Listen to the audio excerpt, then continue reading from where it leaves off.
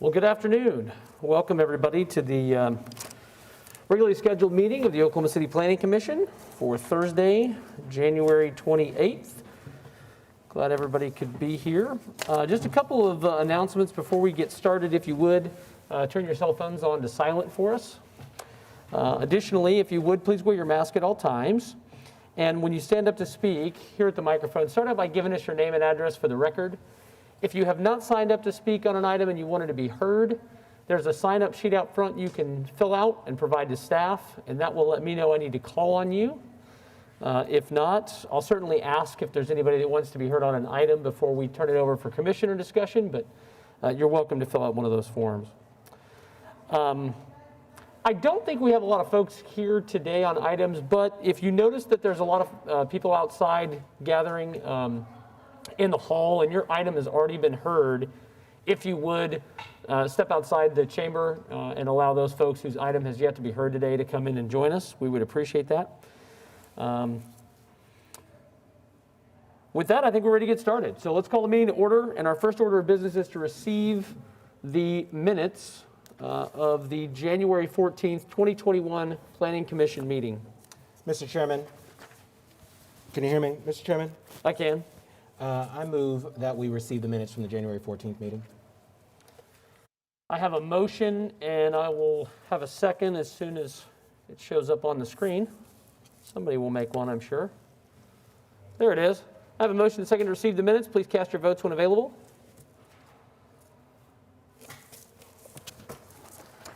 Chair, it's going to take me a minute to get signed in over here still. Oh. But I'm happy to voice vote for me. Yay. So Commissioner Highsmith has voted to receive the minutes. If that's everybody who's voted, if you could mark that. We still missing somebody?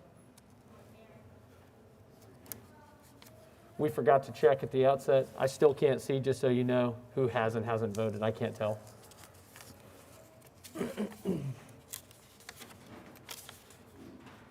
And the minutes are received.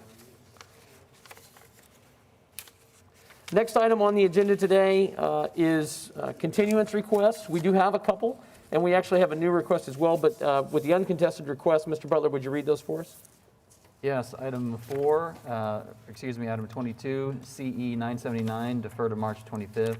And item 23, SPUD 1217, defer to March 25th also. Was there anybody who wanted to be heard on either of those items today? Seeing nobody, I'll take a motion on those continuances as read. Mr. Chairman, I move that the continuances be granted as read. I have a motion. Second. I do have a second. Please cast your votes when available. Yay. Commissioner Highsmith has voted yay. And those continuances are approved. I believe we have one additional continuance request. In this case, it's a withdrawal request, I believe, Mr. Butler. Yes, item 20, SPUD 1290 has been withdrawn. Is there anybody who wanted to be heard on that item today? Again, just for your convenience, that's SPUD 1290. It was item number 20 on today's agenda. Okay, so seeing nobody, I'll take a motion on that item as well. Mr. Chairman, I move that item 20 be withdrawn. I have a motion, and A second. I have a second from Commissioner Privet. And a yay. And Commissioner Highsmith has voted to approve that continuance. Please cast your votes Withdrawal. for the withdrawal. And that item has been withdrawn. Are you logged in yet, Commissioner? I'm getting there. Okay, I'm having to reset my password. I apologize. no problem. Sometimes now that we're digital, we tend to buffer electronically, so if we're buffering, forgive us. That is it for continuances. Is there any other item that anyone want to discuss a continuance on today? So seeing and hearing none, we'll move on to our items for consent. Mr. Butler, if you would. Item 1, C 7229, final plat of Cimarron Creek Edition, and that is located south of Northwest 164th Street and west of North Pennsylvania Avenue. Item 2, C7245, final plat of Tuscany Lakes, Phase 2, located west of North County Line Road and north of Northwest 122nd Street. Item 3, C7263, final plat of Scissortail Crossing, and that is located west of South Check Hall Road and south of Southwest 29th Street. And finally, item 4, case C-7265, final plat of Rockwell Park, Section 3, located north of Northwest 150th Street and west of North Rockwell Avenue. We are going to pull, Commissioners, item number 2 from the consent docket. That's a Ward 8 item. The reason it's being pulled from consent is because it's a final plat. Interestingly, the preliminary plat is item number 5. So we'll pull it, and we'll hear that item in sequence after item number 5. So removing that, we would have items 1, 3, and 4 remaining. Is there anybody who wanted to be heard on any of those items today? So seeing none, I'll take a motion on the approval of the consent agenda, less item 2, please. Mr. Chairman, I move approval of the consent agenda except for item 2. I have a motion and Second. hopefully a second. I have a motion, second. Please cast your votes when available. Commissioner Highsmith? Yeah. I'm getting there. You're fine. And the consent items are approved unanimously. Next item on the agenda today are items for separate vote. And the first one of those items would, in fact, be item number 5. Mr. Butler? 5 is case number C-7266, preliminary plat of Summit at Tuscany Lakes, located west of North County Line Road and north of Northwest 122nd Street. 300 Point Parkway Boulevard, here on behalf of the applicant. You were really hoping we were going to hear that final plat under I consent first, thought you weren't might catch it. Yeah. Go ahead and tell us about the application. So what we have before you today is a preliminary plat. We had a rezoning case on this. We did a PUD. This allowed for some duplex lots, some 40-foot lots, and then some 50-foot lots to be on the west half of about 147 acres. We got the zoning done, and the preliminary plat never went through. We turned in the final plat, and so that's why they're both on the same docket today. So this is in conformance with the PUD that was approved. There's some standard TEs, and we agree with all of those. If you have any other questions, I'd be happy to answer them. Excellent. Is there anybody here that wants to be heard on this item today, C-7266? Okay. Hearing none, I didn't receive any notice of protest. I'll just note for the purposes of the record, the design of the preliminary plat conforms with the subdivision regulations per our staff report. It's also in conformance with the PUD, underlying PUD, which is 1763 in this case. I have no objection or questions on it. It's my ward, but I can't make a motion. If someone would be so gracious as to do so, I'd appreciate it unless there's further discussion. Mr. Chairman, I move approval of item 5. I have a motion and hopefully a second when technology allows. Second.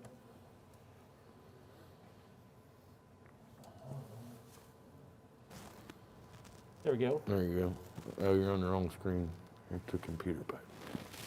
Hit your computer back. Please cast your votes when available. You're good? Oh, good. How do I get off?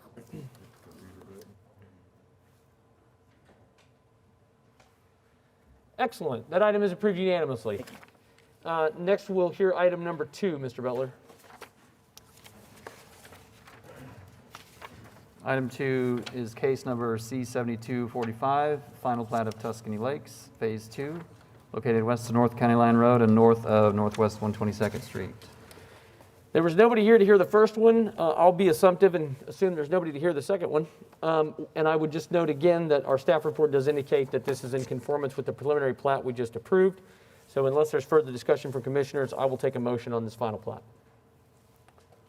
Mr. Chairman, I move approval of item 2. I have a motion and a second electronically, I'm certain. Yep. Please cast your votes when available. And that item is approved unanimously. Thank you. Item 6. Item 6 is case number C-7267, preliminary plat of Cobblestone Curve, Section 4, located west of North Council Road and north of Northwest 122nd Street. Good afternoon, Mark Zitzel, 1 East Sheridan Avenue with Johnson & Associates on behalf of the applicant. This is the final phase of the Cobblestone Curve addition. We agree with all the TEs. The only TE I want to mention is number 2. It's asked for a letter to confirm that we meet the open space requirements. A letter was submitted to staff earlier today confirming that we do. The northern piece that was previously developed had a significant amount of open space. And so this phase was only, I think it was 0.2% short, which is made up for in the northern section. So with that, happy to answer any questions. Thank you very much. Is there anybody who wants to be heard on PPD, or I'm sorry, on C 7267? Oh, yes, sir. Please come forward. Start out by giving us your name and address for the record, okay? Can I take off my mask or should I leave it on? You can leave it on, but just if you'll pull that microphone, we'll still hear you fine. Okay.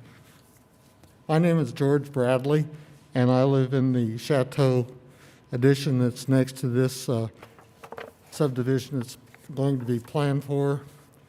On January 1st, I was made president. A neighbor brought this notice by Sunday, and that's why I'm here. We have a gate on 127th Street, and there's a fence right there, and basically there's 64 houses in our addition, and we do not want them to have access into our neighborhood from their neighborhood. Okay, just real quick for the record, would you give me your address, sir? Like Did you say your address? 8400 Northwest 122nd Street, Thank you very and much. I'm president of the homeowners association. Are these public streets or private streets? I think it's a private street. It's on 127th, but there's a gate there, and I believe that was built by our association. Let's see if we can gather some facts real quick. Mr. Zitzow, do you have some information you can share from this podium over here? Crash gate. We're doing some social distancing in here. I don't know if you knew that or not. So the neighborhood to our south is a private gated neighborhood. If you go back to our plat, I think the entrance he's talking about is just south of our cul-de-sac. Our developer reached out at the beginning stages of this project to attempt to tie in, and the HOA did not agree to that, and because they were private and gated, we've designed it in such that we are not taking access through their neighborhood. Okay, that's all I need. I just felt like a No. neighbor handed it to me. I needed to come down and make Yeah. sure that's what's going on. No, and I hate that you had to come all the way down here under these circumstances to get that information, but I'm glad we got it for you. And I Well, hope you it's feel nice better. to see all you people are working hard, and I appreciate your service. We're doing our best in our plexiglass shells. Thank you. Yeah. Thank you, sir. Mr. Chairman? Yes, ma'am. I want just to be real clear about this. Are we talking about just the access at the southern end of Yes, ma'am. what is Chateau Road? There is still going to be access from Northwest 128th onto Pebblestone? Pebblestone Parkway? Yeah. Is that Uh, right? Yeah. Yes, that's correct. Yes, ma'am. Thank you. You bet. Thank you very much. If there's no further discussion on C 7267, I did note staff's conformance or acknowledgement of the conformance, I believe, with the preliminary plan, with the underlying zoning and the subdivision regulations. So if there's no further discussion, I'll take a motion on the item. Mr. Chairman, I move approval of item 6. I have a motion and a second. Please cast your votes when available. We need like hold music, you know? Like during this awkward time, we need hold music. Switch over Something. to computer.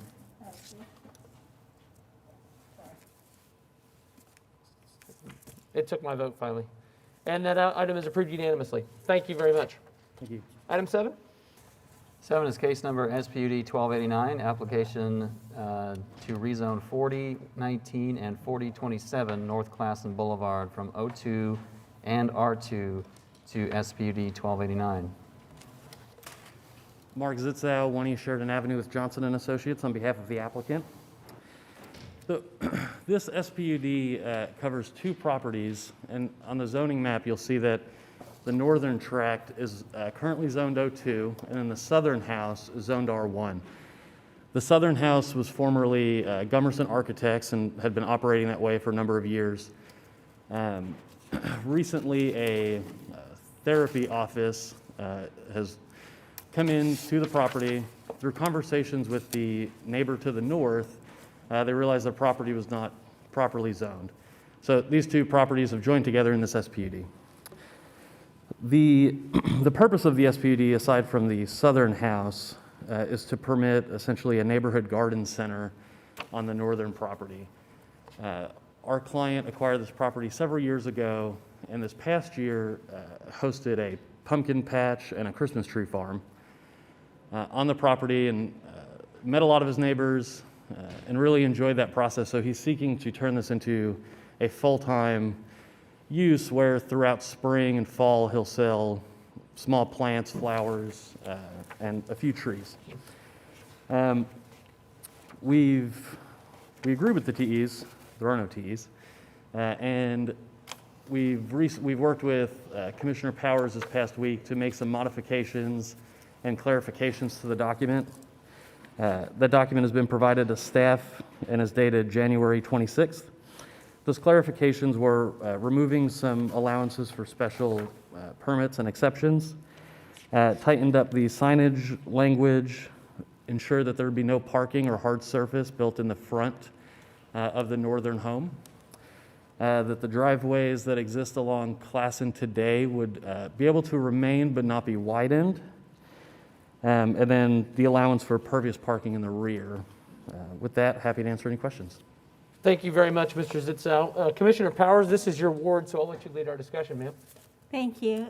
Mark, after all of our discussions this week, I'm embarrassed to ask you this question, but on the representation that we're showing right now, it shows a new parking area, but the SPUD provides that the existing parking will remain and be sufficient.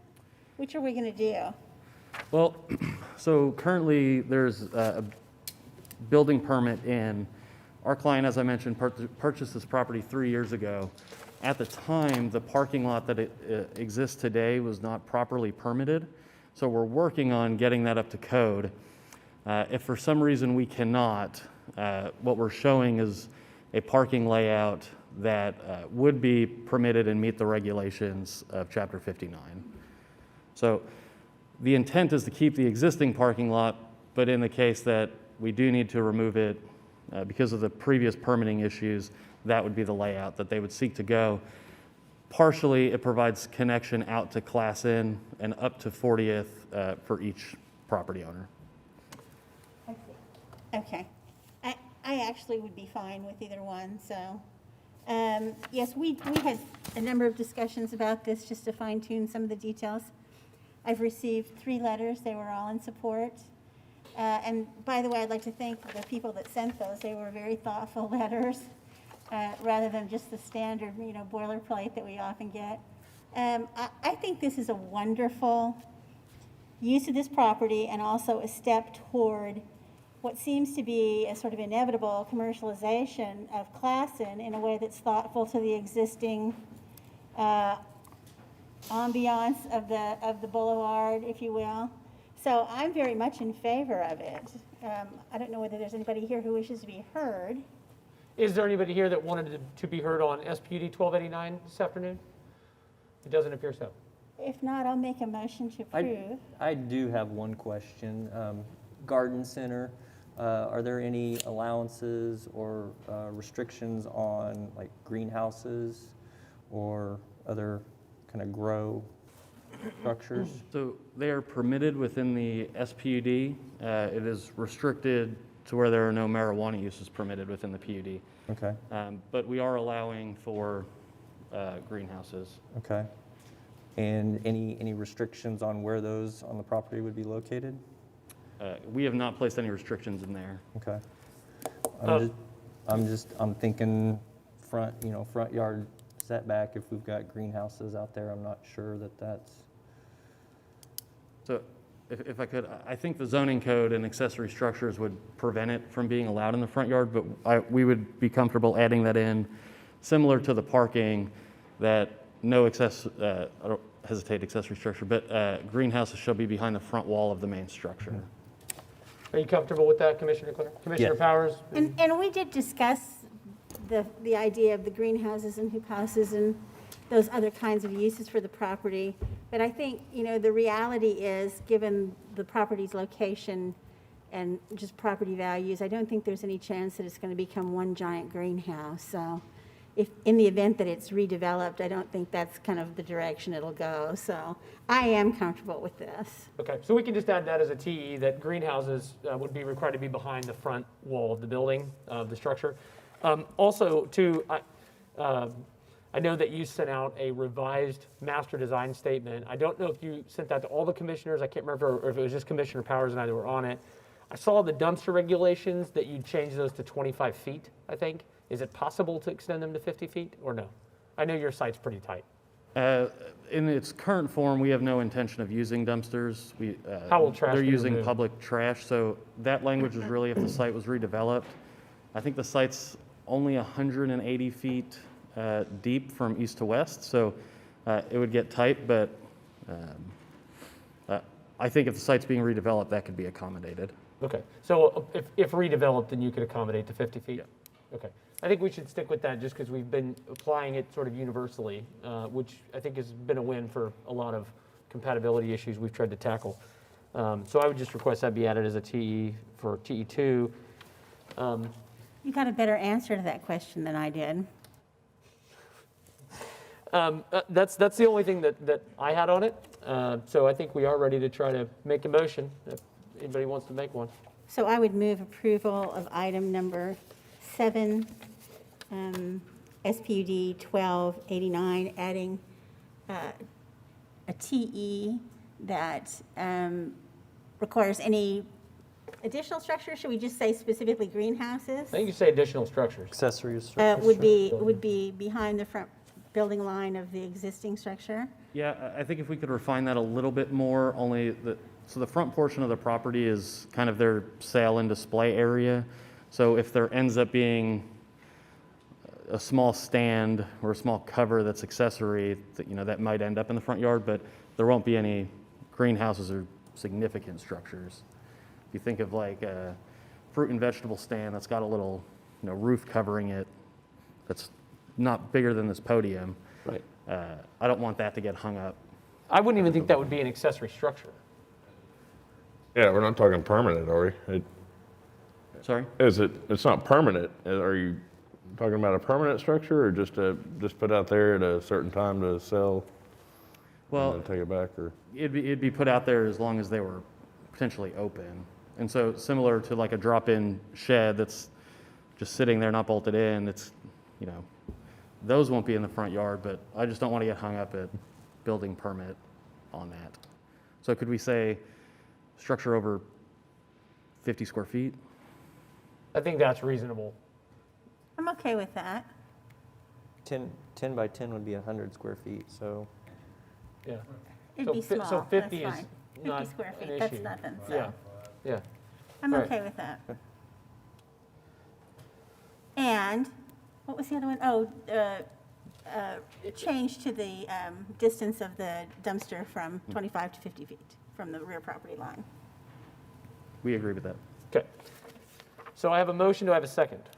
I have a motion to recommend approval on SPUD 1289, subject to the 2 technical evaluations, that any accessory structure larger than 50 square feet will be required to be behind the front wall of the building.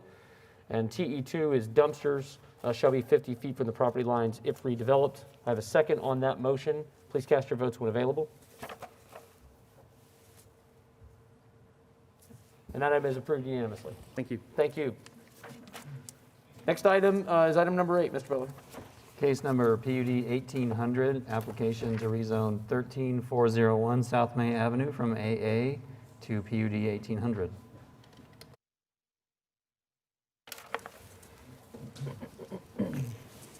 Good afternoon, Brad Reed, Craft and Toll, 300 Point Parkway Boulevard. I'm here on behalf of the applicant.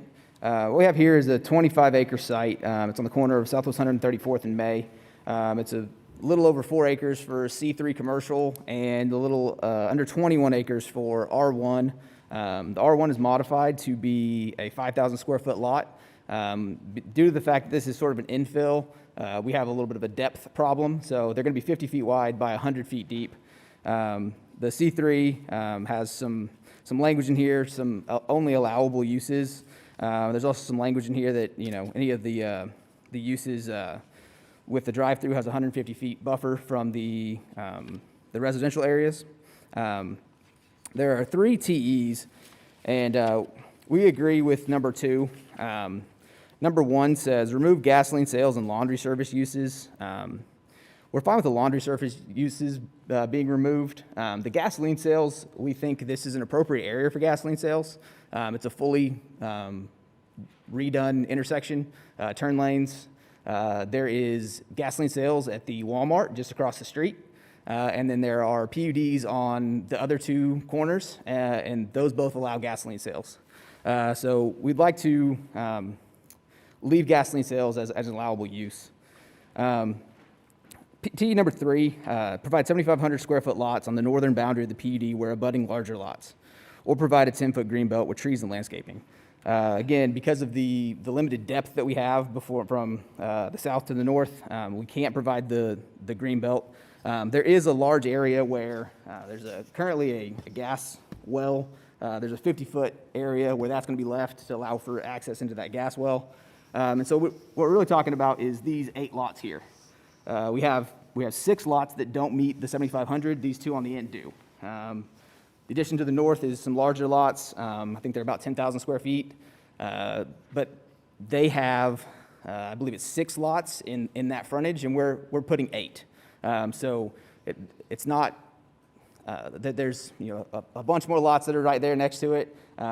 We have what's going to be a gated subdivision. This master development plan is actually old. We've removed that. This is more.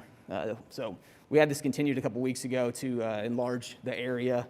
They decided that they did want to gate this, so we're going to limit this just to the 1 access point. But it's a gated. It's within itself. There's no connection to the north. We feel like that leaving the lots as in the PUD is appropriate for this. So. Before I turn it over to Commissioner Hinkle, this is in his ward, just two quick questions to clarify a couple things for commissioners. Number 1, your zoning exhibit, I'm just pointing this out for everybody. Your zoning exhibit is different from your plat exhibit in that your zoning exhibit still shows access onto what would be May Avenue. Yes. From the north end. I believe but you do intend, per the exhibit that's demonstrated now, to cul-de-sac that, and there will not be an access point there. Is that correct? Okay. Yeah. And then, have you received any protests from the neighbors to the north? So we got a few phone calls. I'm not sure if anybody signed up to be here today. I had 2 phone calls from neighbors to the north, and then I got a call from a landowner in the area. The 2 neighbors to the north kind of asked some questions, kind of asked what we were planning. When I explained, the idea of what we were doing here with it is a smaller lot subdivision, but again, it's gated. It's going to be a higher price per square foot on the home itself, and so they didn't seem to have any issues after we kind of discussed what was going on. Excellent. Okay, great. I just wanted to clarify that for everybody. We did not have any letters of protest in our packet. Commissioner Hinkle, this is your word. I'll turn it over to you. Okay. I visited with some of the property owners around there, and everybody's fine with this. I don't have a problem with leaving the gasoline sales and taking the laundry out. I'm interested what the other commissioners think about the 7,500 square foot along the back there. But this is completely appropriate for this area and is going to be a really nice add. So. Fair enough. I'll let staff add some comment on the 7,500. A couple things that I'll note, Mr. Reed, in your report I'd like to just discuss is in the language, if I can get to it quick enough here, you have a restriction of 150 feet from residential for the gas station on large sales, but not small. Yes. I'm assuming you wouldn't have any objection to adding that That would use be unit fine. into that language? That's fine, yeah. So we would just add that in as a TE, Commissioner Hinkle, that essentially use unit 8300.46 would also be required to be 150 feet from residential. I think it's pretty clear there's going to be a gas station on that corner, Mr. Reed, is what you're telling us. And then the other thing I at least wanted to discuss with everybody is the connection to the west. There's no connection to the west. There's a fairly large piece of land there right now. Those are small dwellings. It's pretty clear by looking at the aerial that this area is just going to continue to increase in density. It's likely that's going to be redeveloped at some point. This is probably our one chance to get any connection there.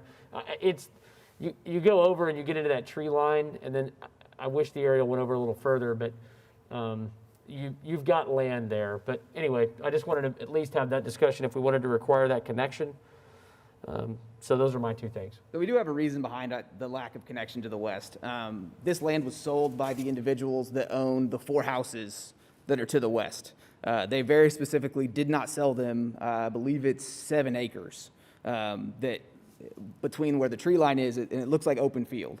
They very specifically did not want, because like I said, they own the houses there's some large houses there's 4 of them, I believe, and they specifically did not want the subdivision getting up next to their property. So they held 7 acres back from the sale of the 25 that they had. And so that's the reason why we don't have a connection. I don't necessarily know that we have an issue. Again, I believe this is going to be a gated subdivision.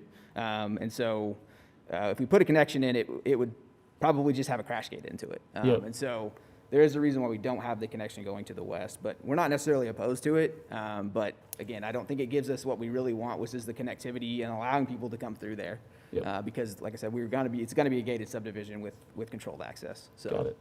Okay, so what I take away from what you just said that I'll just leave with my commissioners to ponder as they think through the case is, I don't particularly care what the current owner did or didn't do or wanted or didn't want it as it relates to, on a long-term basis. They're not going to own it forever. Sure. This is our one chance to get some connection, even if it is a crash gate. I do agree with you because it's private streets. We've been very reluctant to require connections to private streets for obvious reasons. So, that's pretty impactful, at least for me. But I just wanted to put that out there for other commissioners. Would staff mind commenting on the compatibility concerns of the $7,500 or the 7,500 square foot lots for Commissioner Hinkle?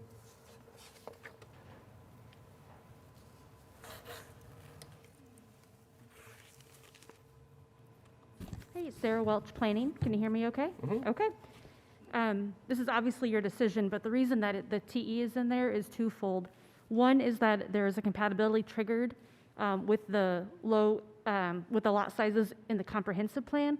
And then secondly, the approval of it would be a variance to our code, because when you have a lot size that abuts another lot that's subdivided, you either have to be 75% of that size or a minimum of 7,500 square feet. So in other words, when this comes back with a plot, we're going to have to, there'll be a variance requirement associated with the subdivision regulation. Well, they can get the variance now because it's a zoning regulation. Got it. So if you approve it, then they're fine to plat. Got it. Okay.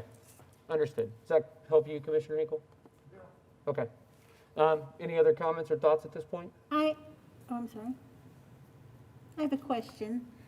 Did I understand you to say that the access into the oil well and the area around the oil well was going to be your open space? No. There is a buffer there, though. So we don't have lots that are up against for more than half of the property. It's not the open space. We have other open space and area planned for that, but that is not going to be it's not a recreational open space it's there, though. Okay. So there is a 50-foot, on the east side, there's a 50-foot buffer already planned. Okay. So we just have the west side, where on the west of the oil field is really the only area where we have abutting lots. Okay. So I have, I guess, 2 comments to make. I note that this is not just a single area where it's butting up against larger lots. This entire area seems to be developed with larger lots. So this is quite a deviation, it looks like, if I'm reading this correctly. And the thing about connectivity is another reason why gated communities are not a great idea. We end up, eventually, somebody's going to have to come in and take over those streets, and it's going to be the city. I mean, I think we're kidding ourselves if we believe that these gated communities are not going to land right back in our lap sooner or later. So, that's all. Anyone else have comments or thoughts on this? If not, Commissioner Hinkle, I think we're to a point where it makes sense for you to see where we are.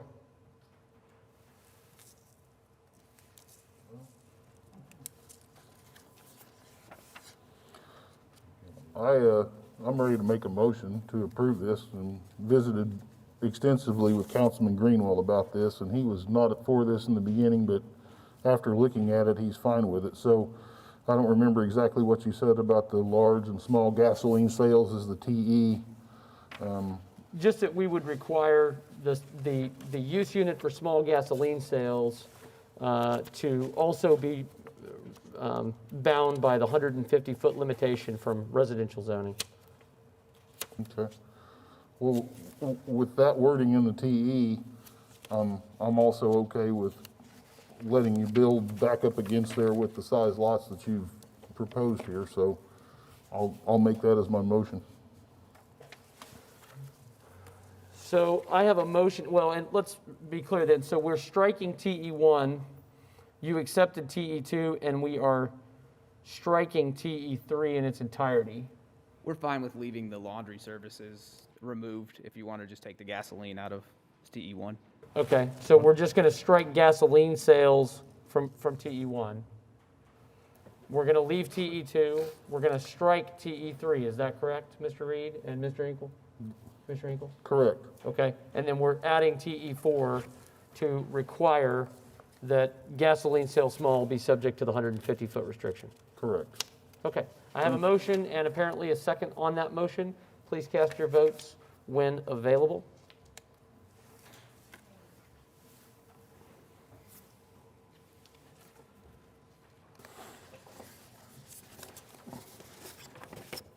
That application is approved unanimously. Thank you. Next item is item number 9. 9 is case number C-7254, preliminary plat of Sandoval, located north of Southwest 134th Street and west of South May Avenue.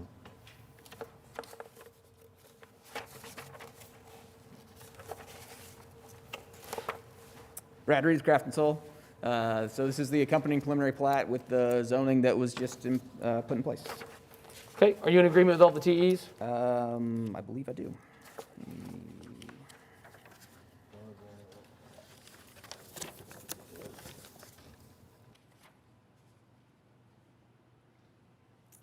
Yes. Okay. Commissioner Hinkle, this is your ward. This is just a companion to the previous one, so I'm move approval. Real quickly, if I could, Commissioner Hinkle, so there will be a pedestrian connection to this, to the commercial Yeah, track? for that common area D, we can agree to a pedestrian connection in that area to get down to the commercial. Yeah, I mean, That's why the common area is located the way it is. well, that's what I thought, and it would, unless there was some obstruction there, sticking a sidewalk there is, No, we have no problems with that. so there'd be a pedestrian connection there. Great. I'll just note for the record, the design of the preliminary plat conforms with the subdivision regulations and in conformance with the PUD we just approved. Commissioner Hinkle, I think now we're ready for your motion. I'm waiting. I'll move approval of C-7254 as soon as I get my button. I have a motion to approve C-7254, subject to the technical evaluations and adding the requirement for a pedestrian connection to the commercial track. And I have a second. Please cast your votes when available.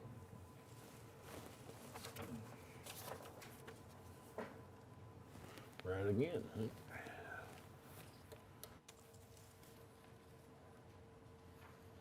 Are we waiting on somebody? Commissioner Clare?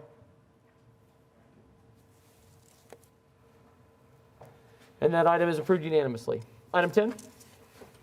10 is case number PUD 1805, application to rezone 9900 Piedmont Road from R1 to PUD 1805. Brad Reed, Craft and Toll, here on behalf of the applicant. So what we have here is a PUD. The original developers of this bought the 320 acres. This is actually the fourth PUD for that we've brought back in. There's the Redstone Intermediate School that's on the corner.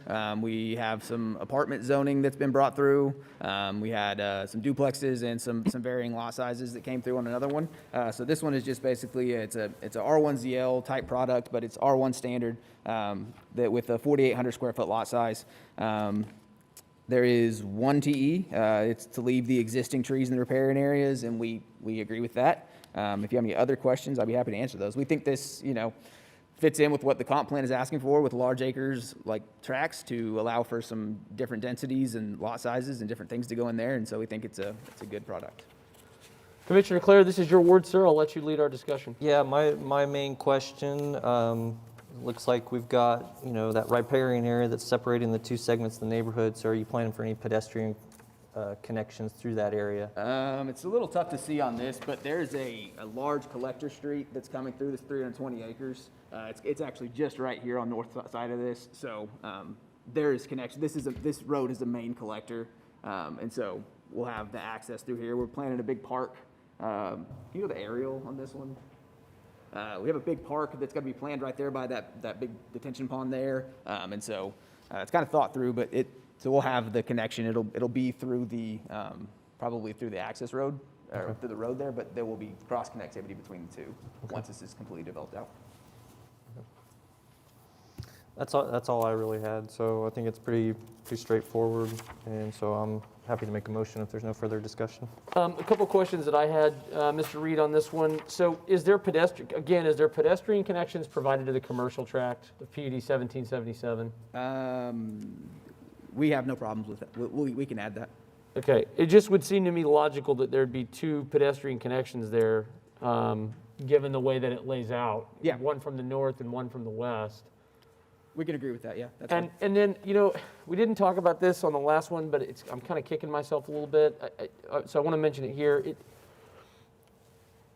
What did we do about compatibility issues when we did 1777 and we got this little commercial corner?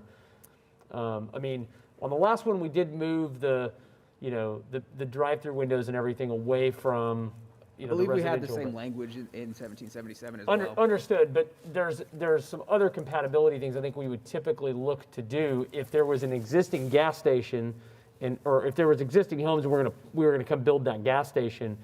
We zoned previously, so the commercial zoning's already been done. Yes. I just don't remember what other compatibility issues we created, because my suspicion is that in this case, maybe unlike the corner of May Avenue, this commercial track's gonna sit vacant for a little bit. It probably will. Yes.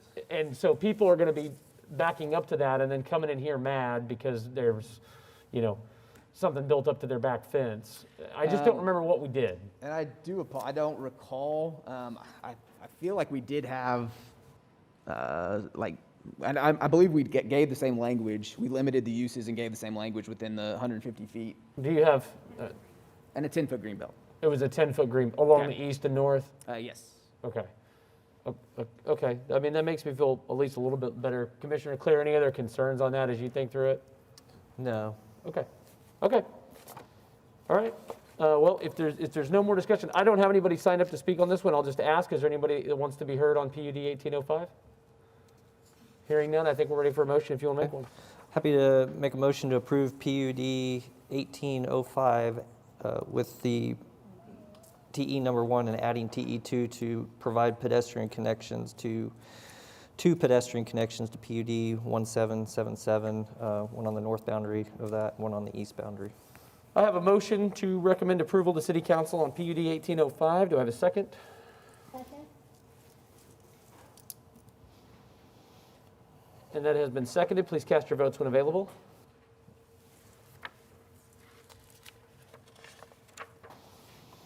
And that application is approved unanimously. Thank you, Mr. Reed. You got me for one more. Oh, next item is item 11.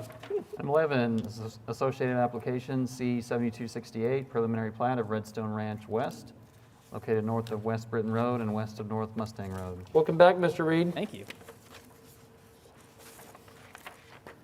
So we have the accompanying preliminary plat. I think there's boilerplate TEs, and I believe we agree with all of them.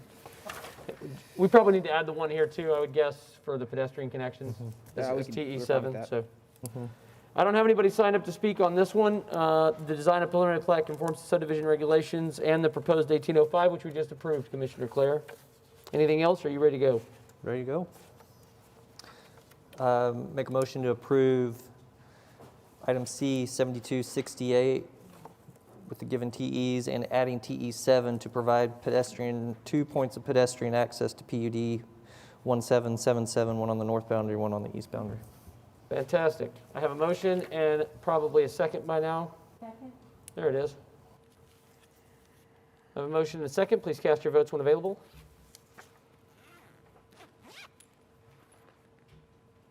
And that item is approved unanimously. Appreciate it. Thank you very much. Item 12. 12 is case number PC 10709, application to rezone 9802 East Wilshire Boulevard from R1 to AA. Is the applicant with us? Please come forward and start out by giving us your name and address for the record, please. Hello, my name is Shazam Chima, and property address is 9802 East Wilshire Boulevard. Thank you very much. Tell us about your application, sir. I bought this land not too long ago, and it's currently R1. I want it to be changed to agriculture, which would be AA. Okay. Commissioner Pennington, this is your ward if you want to jump in here. No objections from me. I'm ready. That's easy. Is there anybody here that wanted to be heard on PC 10709? Okay, hearing none, if there's no discussion from the commission, I'll take the motion from Commissioner Pennington. Mr. Chairman, I move approval of item 12. I'll second. I have a motion and a second to recommend approval to City Council on PC 10709. Please cast your votes when available. And that item is recommended for approval. Thank you very much. Thank you. Have a great day. Next item is item 13. 13 is case number PC 10710, application to rezone 10630 Southwest 15th Street from PUD 791 to R2. Good afternoon, Dave. Commissioner Coffey's going to be recusing herself from this item, so give her just a minute to leave the chamber, and then I'll let you give us your name and address for the record as if we don't know it. 522 Concord Drive. Yeah, it's burned into our brains forever. Go ahead, Mr. Box. David Box, 504 Northwest 15th Street, here on behalf of the applicant. Also with me is Mr. Mark Grubbs, who is the civil engineer for this project. What this application seeks to do is to take approximately 10 acres from the PUD that would allow family and convert it into an R2 duplex development. The balance of the property will still be R1, but for these 10 acres. It is in conformance with the comprehensive plan. Staff does recommend approval. It is worth noting that this is in an area that is going through significant changes. In addition to the turnpike that has a full interchange right there at 15th, just west of the subject site. You may recall that the 220 acres to the north of Southwest 15th Street came through, I believe it was 2 years ago, for a very aggressive commercial development. It was approved, and so there is a significant amount of commercial zoning that now exists to the north. It's slowly coming online. The first thing that's come online is there is an on-queue coming on at the corner of 15th and I believe it's Mustang or Morgan. But the area is changing. The turnpike, all the commercial zoning, having duplex lots is in conformance with the comprehensive plan's desire to mix in the different types of densities and different types of housing options that exist. It's also in close proximity to school, which is a benefit. The frontage along 15th, we are not touching it. It will remain in that PUD 791 that will be at some point developed for commercial development. I do also want to note that you have received protest letters. The majority of the protest is relevant to drainage matters. We did continue the plat to a time in February to allow Mr. Grubbs to go out and try to find a solution if one is needed as it relates to drainage. He's going to be working with Public Works on that. The individuals that are here to protest today believe what they're going to discuss is all relevant to drainage matters, which of course I don't believe to be relevant to a zoning discussion because we're not at a position where we're talking about grades or anything like that. We will deal with that at the plat stage. There's really not even a mechanism at your disposal in a zoning case to deal with drainage matters because your Public Works Department has not yet had the opportunity to review anything. They won't review anything until it gets to a plat stage. So at that stage, Mr. Grubbs will be in process of working with Public Works, figuring out what drainage solutions, if any, need to be addressed, and he will do so. But as it relates to the subject application, I believe R2 is appropriate, given the commercial development to the west, or to the north and to the west.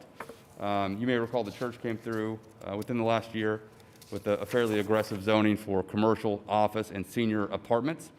We think this is simply in line with the recent development trends in this area, and we'd ask for your approval. Thank you, Mr. Box. In Commissioner Coffey's absence, I'll lead off our discussion on this. You make a couple of points that I want to make for the benefit of the public, but first, just to confirm, the subject site, which is PUD 1791, the base zoning district underlying that PUD is R1, correct? Well, so the subject site is currently under PUD 1043. Okay. And yes, it is zoned right now single family under that PUD 1043. Got it. Okay. So, and how long has it been zoned R1? PUD 1043 was approved January 4th, 2005. Thank you. Okay, that's great. So a couple of things. I did speak to the applicant about this case at Commissioner Coffey's request, and just to be informed because she was going to be recusing. Mr. Grubbs and I visited as well about the drainage issue. I told them that while I recognize that drainage isn't necessarily what's at the forefront of a zoning matter, that we are very aware as a commission there have been a large number of cases that have come through in this area where drainage has been a chief concern and something that I don't want folks that have come down here to feel like we're A, not aware of, and B, not thinking about.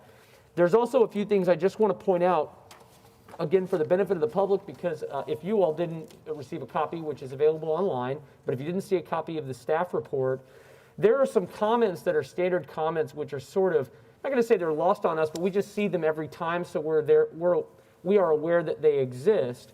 It's important for me to let the folks know who submitted letters and signatures, of which we have a lot of them, of this information. So I just want to take a minute to read a couple things, and then I've asked staff to make a couple comments related to drainage. So let me just make a couple things to light. So a flood and drainage study will be required to establish finished floor elevations, common lot areas, or private drainage easements. The study must be reviewed and approved by the Public Works Department. So that's something that will have to be done before construction, so to speak, gets to the point where it can take place. Another thing I want to point out is that a portion of the subject property is situated within a FEMA floodplain, so staff is aware that this area falls into a floodplain, and the establishment of minimum finished floor elevations for each lot within the floodplain will be required, 100-year frequency plus 1 foot. These elevations shall be approved by the Public Works Department prior to the filing of the final plat. And so it's important to note that while we're hearing the zoning now, which is about the use, it's about whether or not it is appropriate for R2 to be built next to R1. That's something that we'll discuss in just a moment. But we are not necessarily dealing with the drainage, but it is in our staff report, and I want you to be aware there is a phase where that becomes very important, and that phase is the platting phase of that project. So I want to point that out. I'll also point out this is not the recent addition, but a Corps of Engineers 404 permit must be submitted with plans for any work contemplated within the floodplain, creek, or channel, which are known as waters of the United States, included in these case limits. So a 404 permit would be required if it's appropriate. And then the last thing, this is a relatively new addition to our staff reports. I'd say when we had this big deal 6 months ago, 5 months ago. There's a detention determination. I just want to read a couple points like that to make people aware. A detention requirement will not be issued at the preliminary plat stage unless the development is located within a current detention required area. Prior to the preparation of a final plat and construction plans, the engineer or developer may contact the Public Works Engineering Department and receive a detention determination for that individual final plat. That's at the point where I'll stop and I'll ask staff. Jared, I think you drew the short straw, if I recall. Nope, he gave the short straw to somebody else. If you could come forward and tell folks who you are and explain of that detention determination and how that's made. All right, Barry Lodge with Public Works Engineering. Welcome, Mr. Lodge. Jared actually got the long straw on this one. Yeah, we did meet with the representatives of the church to discuss this project too a couple of weeks ago. As far as the detention determination is required, as Mr. Box was stating, Public Works hasn't seen anything on this, so there won't be a determination made for any detention requirement at that preliminary plat stage. And when prior to the preparation of the final plats, the engineer can contact our department, and we will make that determination at that point. And then they'll be required to comply with all of the requirements of our Chapter 16 of the drainage ordinance, with all of their drainage design, detention design, in respect to the FEMA floodplain and the Corps of Engineers requirement. That will be something that will be reviewed at the time of the final plat submission. So even if it were zoned, and let's just say that they come back for the final plat portion and a detention determination is required, they could not meet. That would be a problem for their development, is that correct? It could possibly be. I mean, they would have to, in their layout that they have right now that I've seen, they didn't have an area set aside for detention. If that was required prior to the submission of their final plat, then they would have to make some modifications to that to allow for an area to provide the detention. And how do you all make the detention determination? How is that, what dictates that? In general, the detention required area right now is determined when we have received complaints of downstream structure flooding. So if we have a house that we've received a complaint on that has been flooded, and we typically look within a half a mile of the subject property, and if we have a complaint that we have received, then that throws that particular area into the detention required area. Have you received any of those complaints for this area, do you know? And I understand if you don't, I'm putting you on the spot. I don't know specifically in this area. Now, I did look prior to our meeting with the representatives of the church to see on our GIS if that was included in the detention required area, and at this point it is not included in that. So I would conclude from that, at least at this point, that we haven't cataloged any structure flooding. And if one had structure flooding they wanted to report, where would one make that report? It can come into a variety of areas. The way that we prefer it to take place is for it to go in through the Action Center. That way there's a record of that. We get calls in our department as well to myself or to some of my staff, and we can handle those complaints as well. When they come in through the Action Center, they get referred to my department, so we find out where those have taken place fairly quickly. Now, I don't recall, I thought I had it in my phone, and I don't think I do anymore. Do you know the Action Center's number? Does anybody know it? I do not. Does anybody know it? Somebody's got to have it. We need to know that. I'll get that number. 297-2535. 297-2535. Outstanding. There's at least 3 people at home that wanted that phone number, so I want to make sure they got it. Yes. Okay. Thank you, Mr. Lodge. I appreciate your information. Does anybody on the commission have questions of Mr. Lodge as it relates to drainage? I do. And surely that flooding of structures within half a mile downstream can't be the only criteria that you use to determine whether there's drainage required or not. I mean, the flooding of public rights of way or, that kind of thing. There must be other indices that you look to. That's as far as the detention requirement, that has been the criteria that has been used. We're working on new drainage ordinance and new drainage criteria that will change that. But at this point, that is the way that it has been determined. I mean, there's other things that can flood. I mean, we've got street flooding and intersection flooding, but that typically has not been used as a determining criteria for the detention requirement. That surprises me. And that's why we're working on trying to get that changed. Yep. Thank you, Mr. Lodge. We appreciate you coming down. Thanks for being with us. Before I ask for folks that want to be heard, is there anybody that, commission-wise, that has questions for the applicant on this at this point? Okay.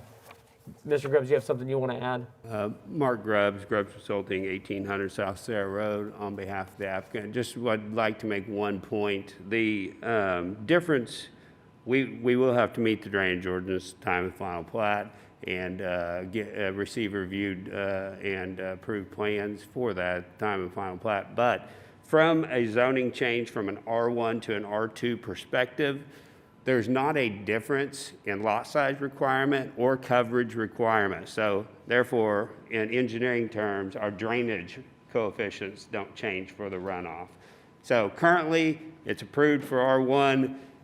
If it gets approved for R2, then the drainage runoff coefficients would not change. Still 60-foot lot requirements, still 50% coverage requirements in both cases, still 6,000 square foot minimum requirements. So I just wanted to make that one point. Thank you very much. No, that's a good point, because those are the things that we would look at too. If coverage requirements were going to differ greatly, that could become a compatibility problem between uses. So that's a good thing to point out. So I appreciate that. Mr. Chairman, can I ask this Yes, also? Can you, in very brief terms, address the school issue and what this commission, just for the viewers and the people at home, I know that there are some concerns about school crowding, and that issue is going to be brought up. Could you kind of just quickly outline what this commission has been doing about that and that discussion? Happy to. Commissioner Coffey, the ward representative here, is a part of what we formed several months ago, the School Relations Committee. And she is actually in discussions right now, getting feedback from Jason Pittenger, who's one of the assistant superintendents for the district, and is working with both him and Mr. Bradley on what we're working on. But essentially, we surveyed about 20 school districts that attended a meeting, and we're in the process of making recommendations to both the city council, the city manager's office, which would then come down to staff on essentially some communication improvements and things that we could be doing to better communicate what development is going on in an area that would impact a school district, to help them better plan for the influx of students in a year ahead that some districts are experiencing more than others. Certainly Mustang is one of those districts. So this commission is certainly aware of that, and we have taken steps. We're in contact with the districts, doing our best to try to outline a way that we can improve that over time. Obviously, this body or this municipal government doesn't have the ability to fix things like funding problems. That's certainly outside our purview, but we're trying to do our part to be a good community partner to your point. So, yeah. Okay, so at this point, I'll ask the folks that joined us today, and forgive me if I can't read exactly what your last name is, but I'll call it, I believe it's Karen Graves. Is that Michael Smith? Mike Smith. Mr. Smith, please come up, give us your name and address for the record, and let us know what we need to know that we haven't already talked about. Sure, I'm Michael W. Smith at 11608 Southwest 3rd Street in Yukon, and a member of the United Methodist Church Good Shepherd, right there on 15th Street, just west of the lands that we're speaking of. And as I said, I'm a geologist. I'm very familiar with the area and the drainage. And I have some things I'd like to offer as facts to you, so then in making decisions, maybe not on the ultimate decision you have on this thing, but in considerations going towards that decision. And that is, if you have my exhibits in front of you, there's a UMC, the Methodist Church Exhibit 4A. There's a picture. And that picture, self-explanatory. There's a well location on our lands, right near the church. And we have, in the last year and a half, 2 years, we've had quite a few flooding events on our church grounds, and this well is on that ground. It has an elevation, as I've noted right on there, of 1,256 foot above sea level. You can see the flooding level is 2 foot above that. So that's 1,258 feet above sea level. Not too far from that well is the church parking lot. The same flooding event has a debris line from that flood right up at the parking lot. You can see the debris there. And again, that debris line is at 1258. Again, that was the same flooding position where this well is. And to note, 2 foot above that is our building. If that water were to get 2 foot higher, we have water in the building. So what I pulled out on a topographic map, a detailed topographic map, 2 foot contour intervals, and the topographic map that you have in front of you with some color on it. It's right here.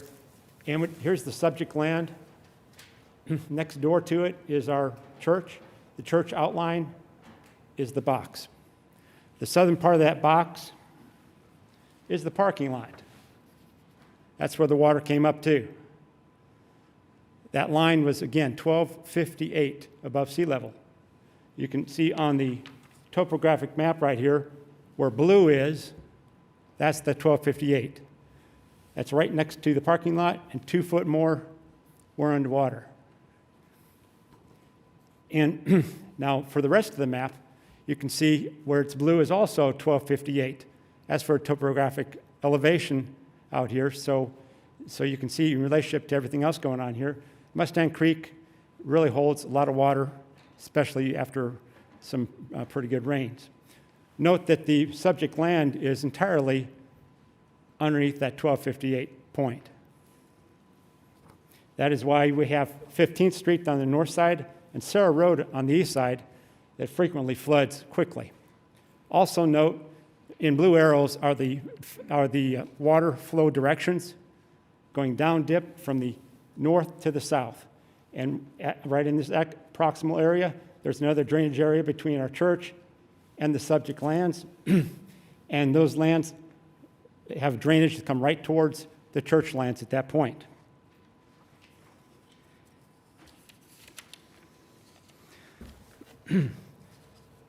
The next illustration is exhibit number 2,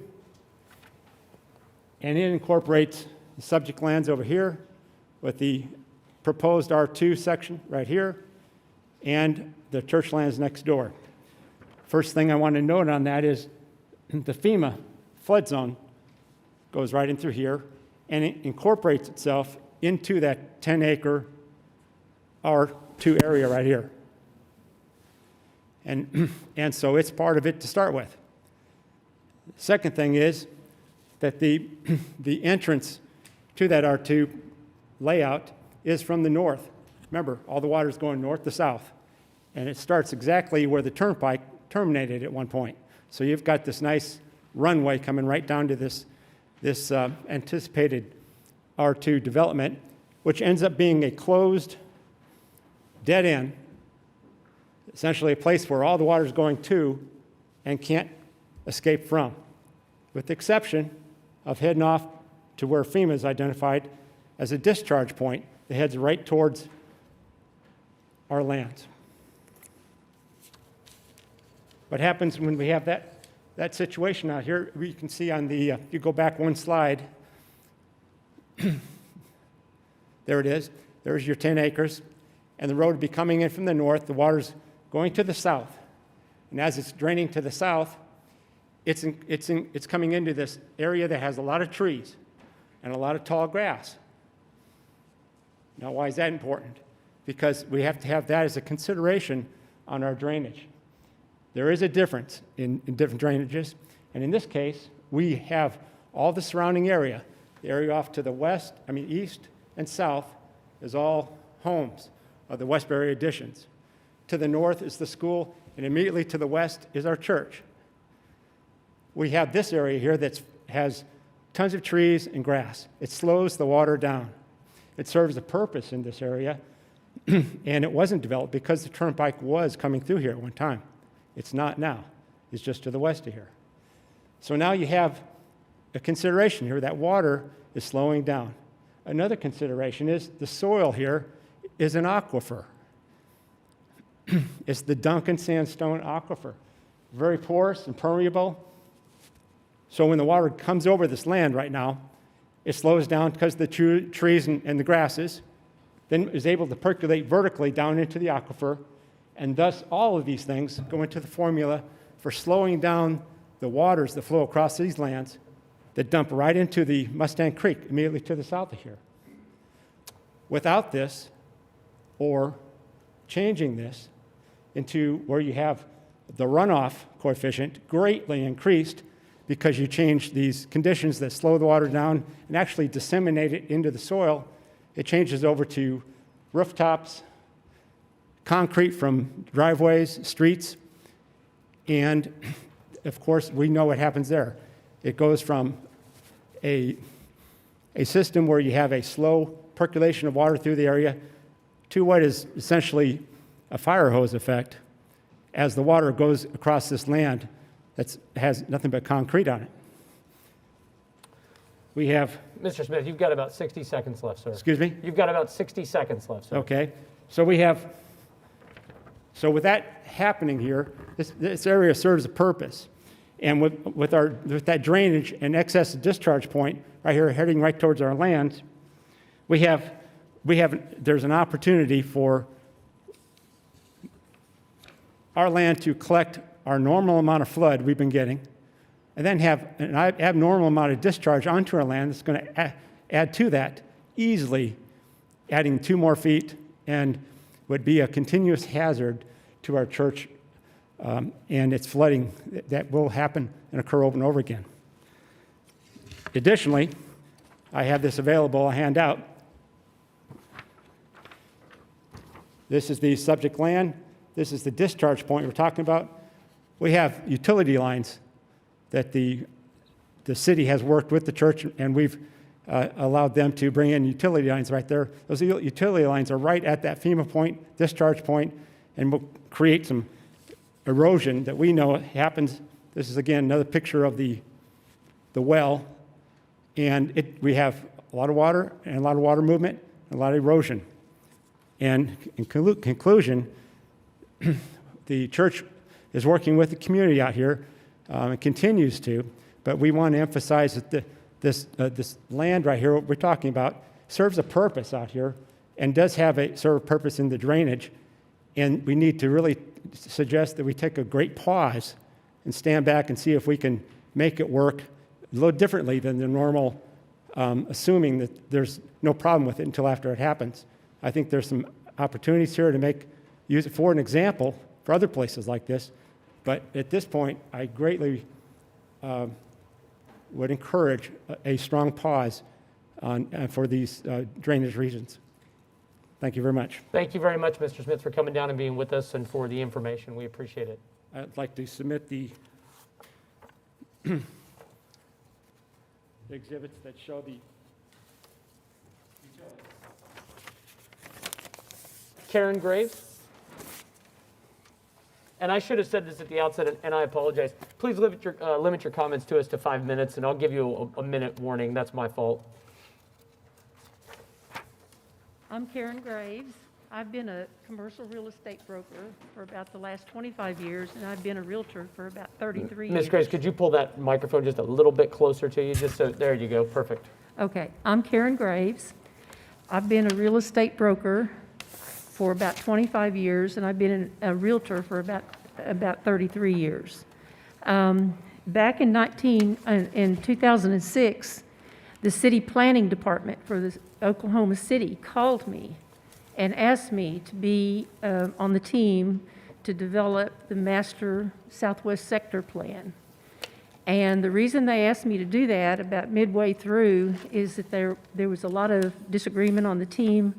There were some problems that had occurred, additions that had been developed, and so they wanted a realtor's point of view on that and told me I had sold more land in Canadian County than any other realtor. So I became part of that team, and we worked through several problems. The last problem they gave to me was the turnpike that terminated on Southwest 15th Street. And they asked me to talk to the owner of the land that we're considering now for rezoning, and he owned that property, and he owned the property to the south of that, which he later developed into a housing addition. And the reason that they wanted me to talk to the owner was because the Turnpike Authority had run out of funds, and they could not continue, they could not build the extension at that time, but they knew that if they had to move it someplace, it was not going to have the room and the drainage that was really optimal to protect Westbury and the housing additions on downstream. And so I did talk to the owner, and I've got the letter from the city thanking me for my work, and I've also got the county courthouse records showing that when I did talk to the owner, he said, I've owned it for 6 years. He said, if the city or the Turnpike wants to buy it, I think he had a first right of refusal, and he said that he would sell it to them for the benefit of the city, but if they couldn't come through, he was going to sell the property to the people that currently own it, and that he was going to develop the property to the south of that into a housing addition. And he knew there were drainage problems on this property. And so the city and the Turnpike Authority did not come through. And so he developed that into a housing addition, and 26 days after I got the letter from the city, he sold and closed on the property that we're currently talking about.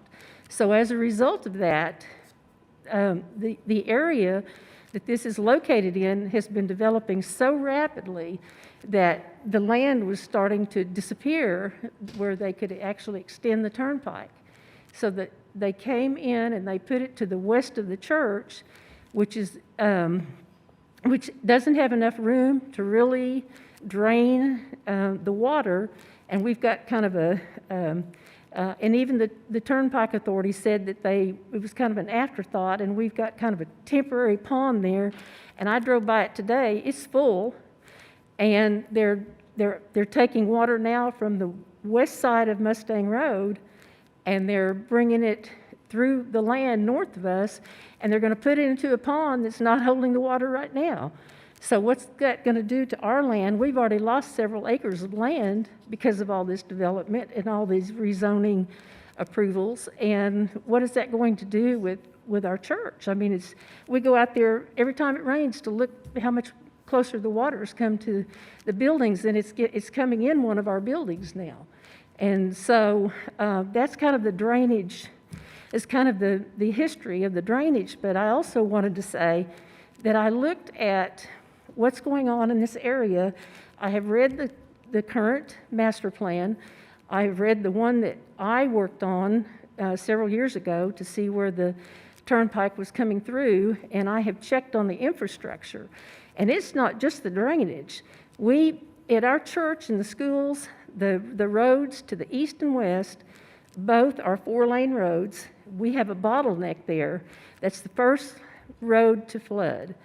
And so if they develop this into duplexes and the children try to cross the street to go to school, there's no crosswalks, there's no storm sewers. It's a 2-lane road that is backed up. And how are children going to safely get across that road and go to school? And then I called the police department because I wanted to check that out to see what kind of infrastructure we have there, because so many times the police can't respond in a timely manner because of the condition of the roads and the backup. And so their response times are higher coming out to this area and responding. And they're really frustrated because they say a lot of times people call Canadian County police departments or the sheriff's departments You have 60 to seconds, respond. Ms. Graves. I'm so sorry to interrupt you. Huh? I'm so sorry to interrupt you. You have 60 seconds, just so you know. Okay. So, and they also talked about some of their issues about having 40% of their police department ready to retire. So we're looking at the streets that aren't adequate. The traffic control's not adequate. We have problems. The fire department can't respond in 300 seconds like the plan calls for. And we've got drainage problems. So I would like to ask everybody to take a pause. Let's get some people together with the city, and the Corps of Engineers said they didn't want this to, they wanted to be part of anything that developed here. And let's form a team to try to figure out how we can logically take care of all these problems, because people are so upset in the area. We had a Zoom call the other day, and they've already spent $70,000 on attorney fees for one homeowners association to try to figure this out. And some of them are putting their furniture upstairs when it rains. Some, the things that the people are experiencing is just horrible. It's like a third world country in Oklahoma City. So that's what I wanted to say. Thank you very much, Ms. Graves, for coming down and sharing those concerns. And I do want one other thing. This is an article out of the Yukon Review, and I'd let y'all read this, is that Yukon has a different approach. They make sure the infrastructure's in place before they actually approve a duplex, a high-density duplex area, and make sure that that's happening. So, I would like to submit this for people to look at, because it's a whole different approach to doing this, and it doesn't make common sense to me that the infrastructure's not there before the rezoning is approved. Thank you very much. Mr. Smith and Mrs. Graves are the only people that I had signed up to speak today. Is there anybody else that wanted to be heard on this matter from the public? Okay. I'm going to give Mr. Box 60 seconds to respond here to anything that was just made comment-wise. So just briefly, Sarah Road is slated to become a 4-lane road and expanded, I believe, sometime this year or finished next. So this area is changing rapidly. Is it your understanding that that's a funded project? Yes, sir. Okay. I have no idea what she just handed out. Presumably, it's a case in which I have a negative recommendation from the Planning Commission in Yukon, in which we will then go to City Council. If we're not successful there, we're happy to go seek relief at Canadian County District Court, because the City of Yukon just passed a duplex development immediately to our west. Has no relevance to this discussion. Cindy, could you just play that exhibit? So I do just want to point out, I think I'd be remiss if I didn't point this out. I think we share the same concerns that the church has. If you look at the exhibit before you, this is a master plan that the church got approved just last July 7th, 2020. And you'll see that track 2 is immediately west of the subject site. And you'll see that it's slated to be intense commercial with some assisted living and senior apartments. I would submit that this would be a bigger impact to the drainage pattern than the 10 acres of duplexes, pursuant to what Mr. Grubb said, in that the coefficient doesn't change whether it's single family or duplex. So we would ask for your support. This is squarely in line with the comprehensive plan. Thank you. Thank you very much. At this point, I'm going to turn our discussion to the commission just for a few minutes, okay? So I appreciate it. Commissioners, any comments? I will lead off and just say this. As I said at the outset, and I was trying to both be empathetic of the concern, because I read the packet, I read the letters, I looked at the maps, the plans, everything you submitted, I looked at it. And I went to city staff and I said, we have gotten complaints about this. This is not the first application where we've heard concerns about the drainage. Walk me through it again, and that's why I took the time to walk through at the beginning. I wanted you to know we are aware of it. At the same time, what we're faced with today, as I said at the outset, is a zoning application. We have someone who has the ability right now to construct single-family homes. They can walk across the street to 420 West Main, and they can pull a permit, and they can go out there and start building houses. So the question really before us today, what's really before us right now, is whether or not there is anything different between that changes when you allow a duplex development versus single family. For me, there's not. There's no difference. It's not going to change the analysis that I'm going to go through by which to determine whether or not those uses are compatible and appropriate. It's been zoned residential for 15, 16 years, which was said at the outset. And so they could have done this 15 or 16 years ago. They could have started building houses, and they didn't. But they have the right to do it. They have the legal right to do it. So for me, this is very straightforward. I think there is a much larger discussion, and I will use Mr. Smith's point about that pause to look at this at the final plat stage to determine if detention is going to be required and what that's going to have to look like, that is a decision by the Public Works Department and city staff and our folks in engineering, who it is their job. Nobody here, I don't want to speak for any of my fellow commissioners, I'm certainly not an expert in drainage and water flow and all those sorts of things. We rely on city staff to make those determinations. We have subdivision regulations that are designed to protect people, to ensure that development occurs within those confines. And as I articulated at the outset, a lot of that stuff is memorialized in our staff report, and I read it to you. So it's not as if there's not going to be some level of analysis before this begins, but that process doesn't commence until they bring forward a plat. That's at the point where that becomes our primary concern. So for me, this is a very straightforward case, and I'll leave it at that, and I'll ask for comments from other commissioners at this point, kind of see where we are. Mr. Commissioner, Mr. Chairman, I think the one thing that I would encourage those persons who are here asking for a pause on this is I would really encourage them to go forward with a plan to get the parties together, to discuss these issues, to follow that through. There's a lot of time between now, I assume, and a final plat, in which, that kind of discussion could take place and be, helpful. $70,000 in attorney's fees is a lot of money for any homeowners association, and I think it's always better to talk than to sue. So I'm all in favor of that. I agree with the chairman. We do hear these concerns, and by that I don't mean simply that people come down and speak to us. I mean, we hear them. We understand that these are very real issues, and they absolutely will and must be addressed. This particular point is not the point at which they will be addressed, however.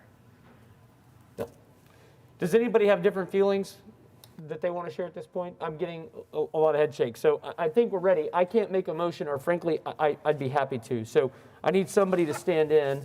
There are no TEs on this. It is recommended for approval by the staff report, which I don't know if we articulated. And our staff report does indicate that the proposed R2 district is consistent with the comprehensive plan's urban low intensity land use typology and compatible with surrounding development. Mr. Chairman, I move approval of item 13. I have a motion to approve, recommend approval on item 13. Do I have a second? I do. Please cast your votes when available.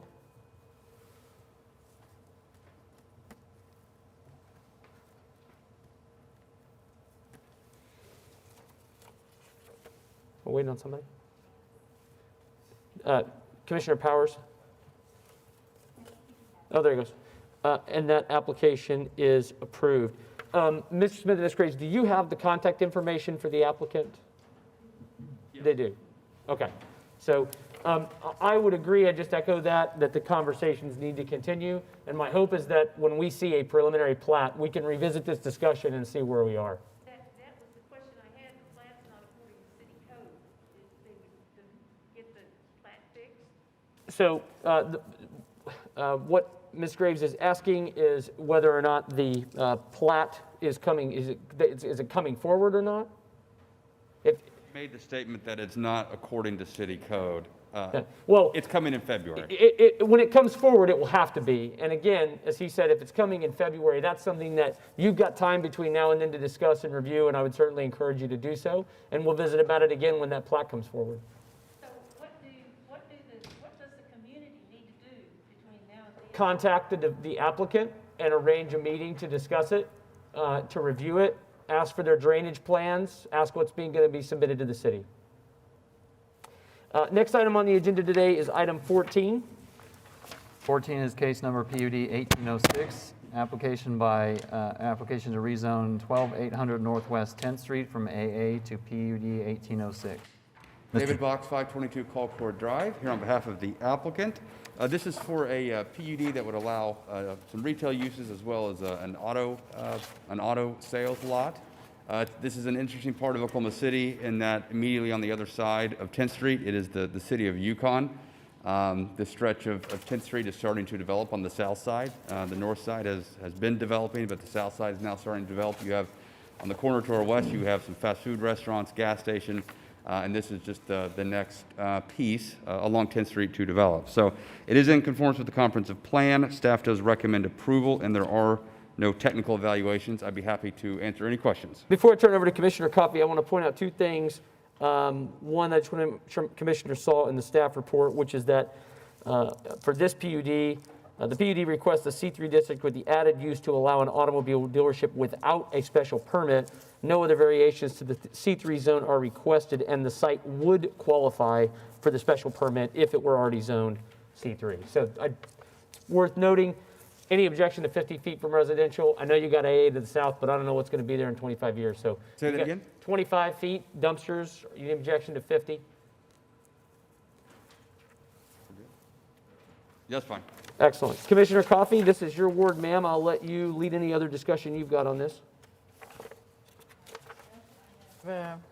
Reviewed this area, and there are no technical evaluations unless there are others who have comments or objections. I'm ready to make a motion. Anybody else have thoughts on this they want to share? If not, Commissioner Coffey, I'll take your motion if you're ready to make it. Actually, let me just make sure. Is there anybody here that wanted to be heard on PUD 1806? I did not have anybody signed up to speak. I see no one, so please proceed. I recommend approval of PUD 1806. I'll second. I have a motion and a second to recommend approval to City Council on PUD 1806, subject to the change of 50 feet requirement for dumpsters in any residential district. Please cast your votes once that is available or buffering.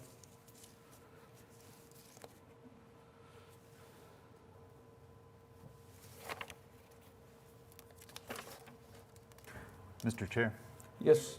following this vote, I'm going to step out very quickly. Okay. That application is approved unanimously. You're not recusing yourself from the item, correct? Okay. Next item on today's agenda is item number 15.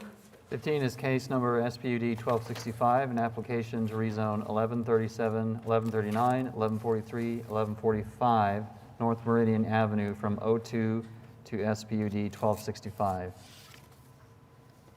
Hi, I'm Casey Nichols with E-Town Property Management on behalf of the applicant, 1145 North Meridian. We are just asking that be rezoned so that we have applications for tenants that are wanting to bring businesses into those empty spaces, and the current zoning does not allow for those retail spaces. The only TE that we would like to strike is number 4, which is installing the sidewalk along Meridian there, just space that there are not sidewalks anywhere else right there. And that would just be part of a reconstruction or redevelopment later on. Okay. But the rest of the TEs you're in agreement with? Yes. Okay. As I recall, this application last time, there was a recommendation to amend it to C1. Am I making that up? Okay. I thought so too. And then they did the Spud. Yeah, of course. Yeah. Got it. Thank you, Sarah. Commissioner Coffey, this is your ward as well, ma'am. Do you have thoughts on this? Yes, I guess you have reviewed the technical evaluations, Yes. and you're in agreement with those? I'll accept number 4, which is the Okay. sidewalk requirement. All right. I don't really have any questions. The technical evaluations seem reasonable. I have reviewed the site. So if there are no other comments or objections, you have? I do have a question. Will you be doing any site construction or renovation to the parking lot or the building itself? We do not have any plans right now to Okay, do so anything. basically you're leaving the site as is? Yes. Okay, so then I would agree with removing TE4. Wait, was I hearing correctly that it was possible to amend, that we were thinking about amending TE4 to say that if there is new construction, that you would be required to do the sidewalk? Was that correct? So right now, the SPUD that we submitted states that we would comply to that if there was a redevelopment. Just want to be clear. Yeah. So, Commissioner Clare, would you articulate again why you're okay with that to me? Well, if they're just going in and they're not doing any construction at all, I mean, I don't think it's fair to ask them to put the sidewalk in. But if they're going to be redoing their parking lot and all that stuff, then yes, that's been the current stance of the city, is that the developer is responsible for those improvements. Got it. So I'd like to articulate just one concern to share with the commission here. There is C3 to the south of this, and it's undeveloped. It's not owned by the same party, I checked. But it is C3 and it is already zoned. It seems to me, again, there are some concerns here that I have as it relates to compatibility, because as the staff report points out, you've got residential to the west and to the north of this, and to the east is residential development.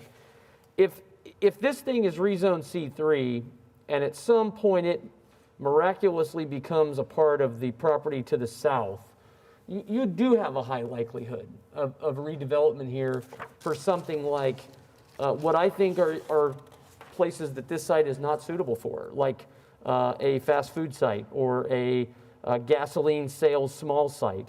I mean, we're putting this right up against a residentially zoned property without really thinking through the totality of the circumstances here, that we have C3 to the south, which would make this site much larger and enable it to do much more. So as I look at the use units and I think about this site, those are the two that stand out to me to be of concern. Would be a fast food restaurant there of some kind. It doesn't have drive-through.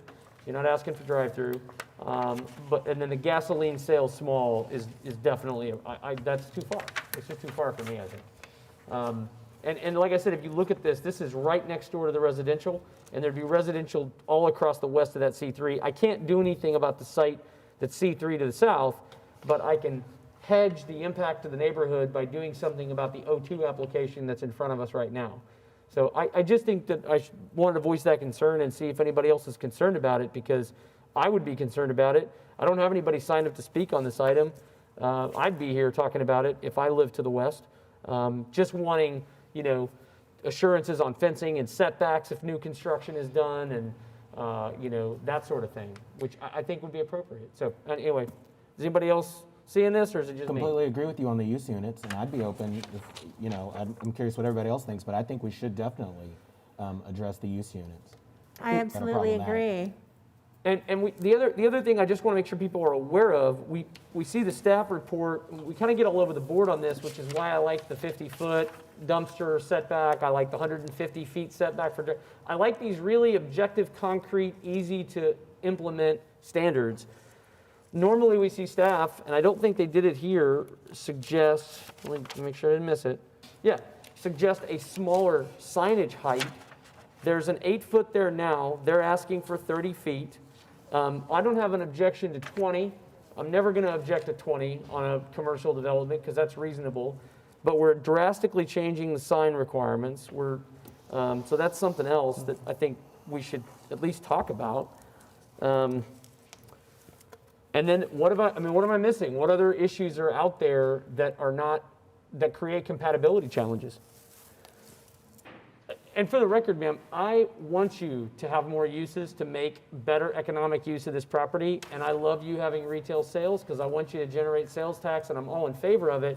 I just want to protect what ultimately could impact property owners there that unfortunately aren't with us today. So.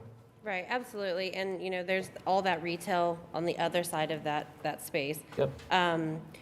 Our offices are in this space as well. We're at the 1145. We have a clinic there also. So as the property management company, we don't want anything there that's going to be, not acceptable for the use.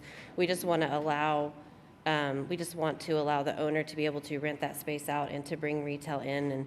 And we've had lots of applications, lots of people interested in bringing businesses there.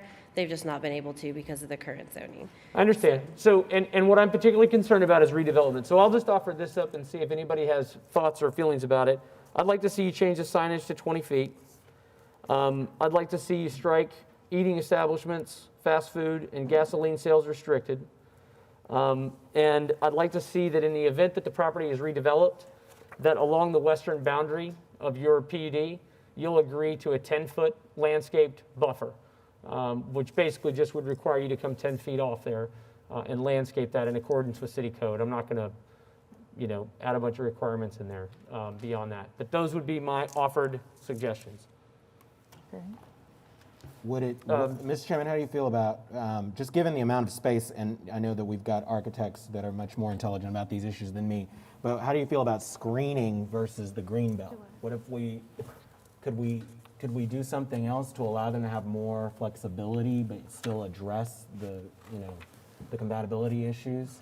Sure, I mean, I'm open to it. I think, Sarah Wells, do you have something you want to add to that? I just had a question about the signs from staff's perspective. When we reviewed it, we have the signs at an 8-foot monument sign, which is the same as that's currently allowed in the O2 district. So I just want to I'm be so clear. sorry. Okay. That's my fault. That's Okay. my fault. I had marked the wrong spot on my sheet. Okay. That was the C3 standard.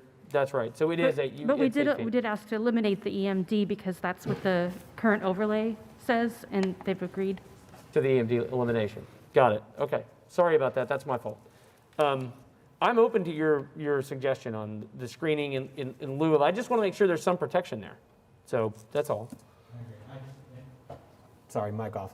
And so I'm just curious, what do you think about this? How are you feeling about the things that we've mentioned so far? I think they're agreeable. I think we all have the same intentions of, keeping it something that's acceptable, just allowing for there to be, those spaces utilized to benefit the community.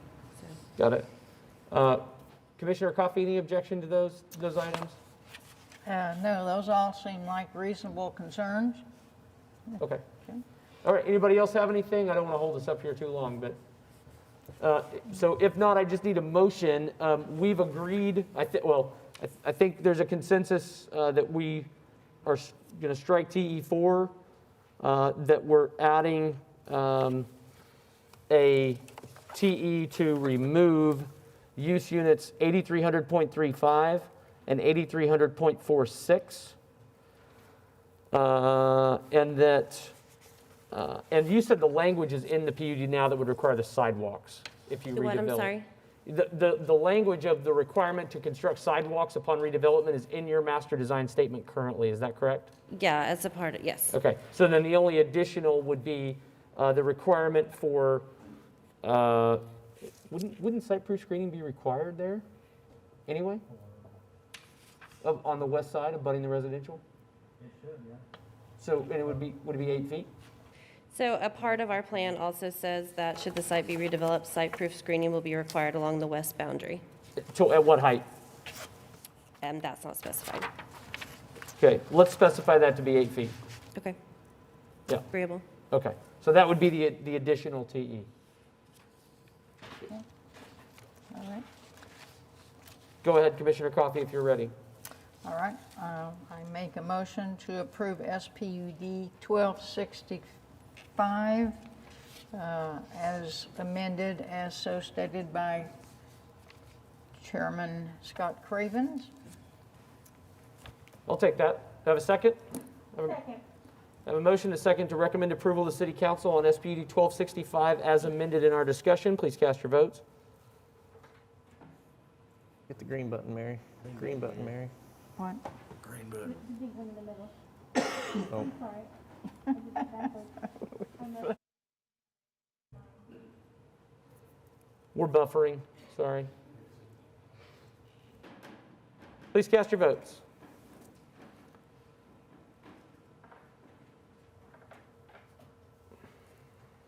Or not.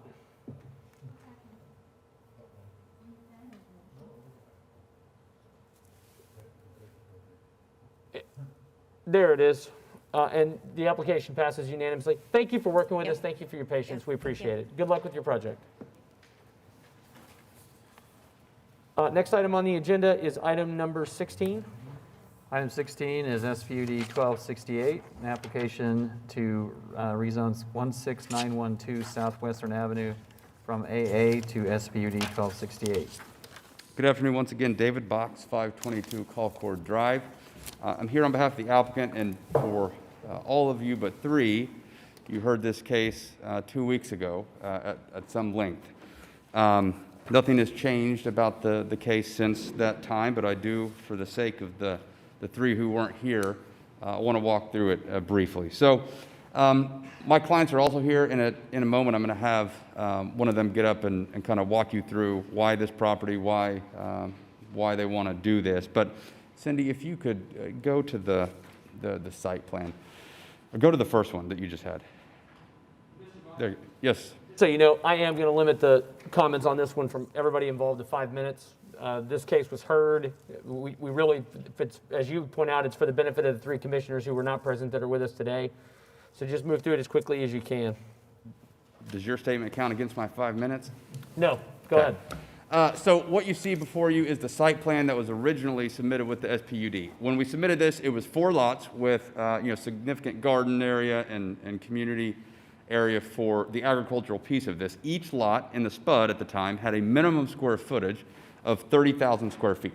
So that would be 4 lots, approximately a half acre, a little bigger. A lot of protests. We had a neighborhood meeting, and it became clear that 4 lots was simply not something that any of the neighbors were willing to accept. So we revised it, and Cindy, if you could go to the next slide, to now only have 2 lots. So really, it's less of an agri-hood now and more of just 2 lots. Each lot shall be a minimum of 2.5 acres in size. If you could go to the aerial that you supplied with the zoning. Okay, yes. So there is some protest, and there are some people here, and the protesters want to view this as a, blinders on, don't look past anything outside of their neighborhood. It's worth noting that their neighborhood is AA. They are a minimum of 5 acres. Some are 7, some are larger. And as you move to the west, you'd hit our site, which now would be 2.5 acres in size, only 2 lots. It's worth noting that the little notch out of our subject tract, that individual has a lot that is not legal pursuant to the city's zoning code. It is a 1 acre in size and zoned AA. He is protesting, which I am not sure why, but he is. His lot obviously represents significant more density than what we're proposing here. The other large protester in terms of area is immediately to the north, which is all commercial. So the individual that owns all of the commercial land is also protesting. But if you look to the east of the Pleasant Drive, you'll see significant density in that neighborhood. That is a R1, traditional R1, 6,000 square foot lot development. To the north of 164th, significant density both in Oklahoma City and in Moore. Of particular importance, I think, is when you get west of Western, the comprehensive plan designates that area as, urban reserve. So what the city is contemplating in their long-term plan is that at some point that is going to urbanize when water and sewer are there. Water is already there in close proximity, and sewer is not that far. And so what you're going to have at some point in the future is 6,000 square foot, normal, traditional, single-family development. Additionally, if you look south, all of the land between here and Norman is in the control of single-family developers. When this area hits water and sewer, it's going to all develop. I cannot see how 2 lots that are 2.5 acres in size, transitioning from 5 acres then to 6,000 square feet, would in any way be incompatible with this area. Rather, I think the 2.5 acre lots provide a nice transition from the 5 acres to what will be urbanization. I'd like at this point to turn it over to my client to just briefly walk through why this land and what they have for its plans. Thank you very much, Mr. Box.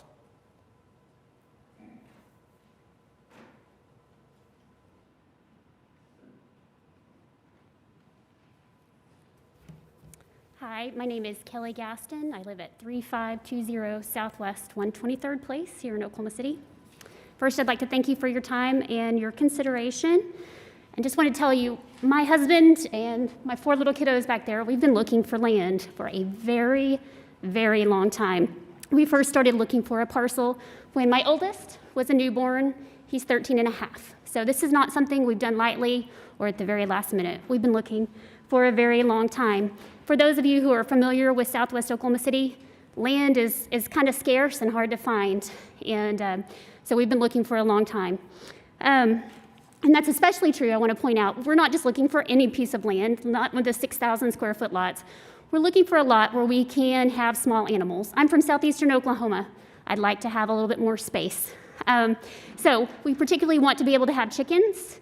You have to have an acre. So, and even a lot of acre developments that are existing in Southwest Oklahoma City, you are not allowed to have anything rather than dogs and cats. So poultry is expressly forbidden.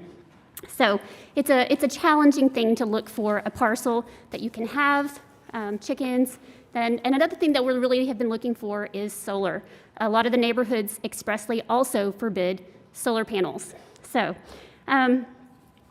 I'd like to point you, in April of 2020, thanks to the Planning Commission, the city adopted something called Adapt OKC, the new sustainability plan. It also includes historic preservation and a lot of other things, but we in our family are very interested in sustainability. That's the reason this was originally what's called an agri-hood that had the 4 lots and space for community gardens and that kind of thing.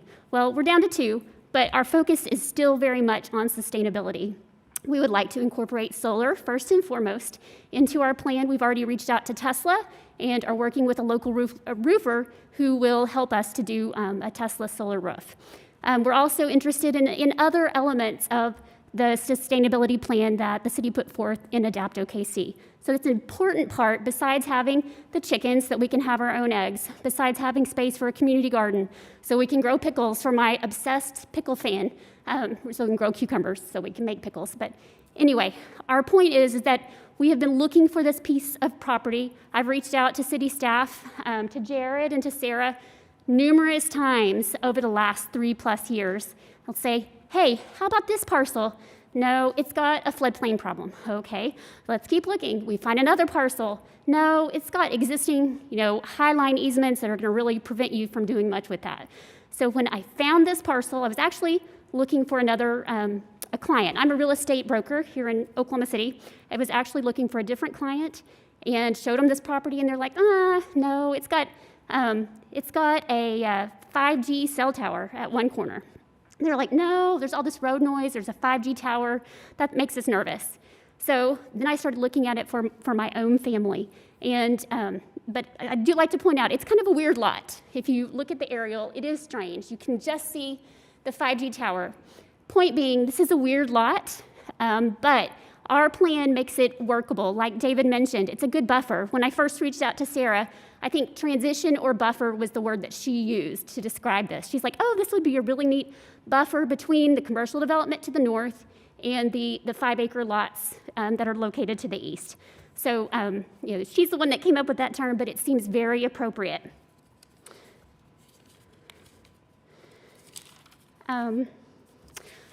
Something else I wanted to point out as a residential realtor, I work with lots of clients who are looking for properties in Oklahoma City in this particular area.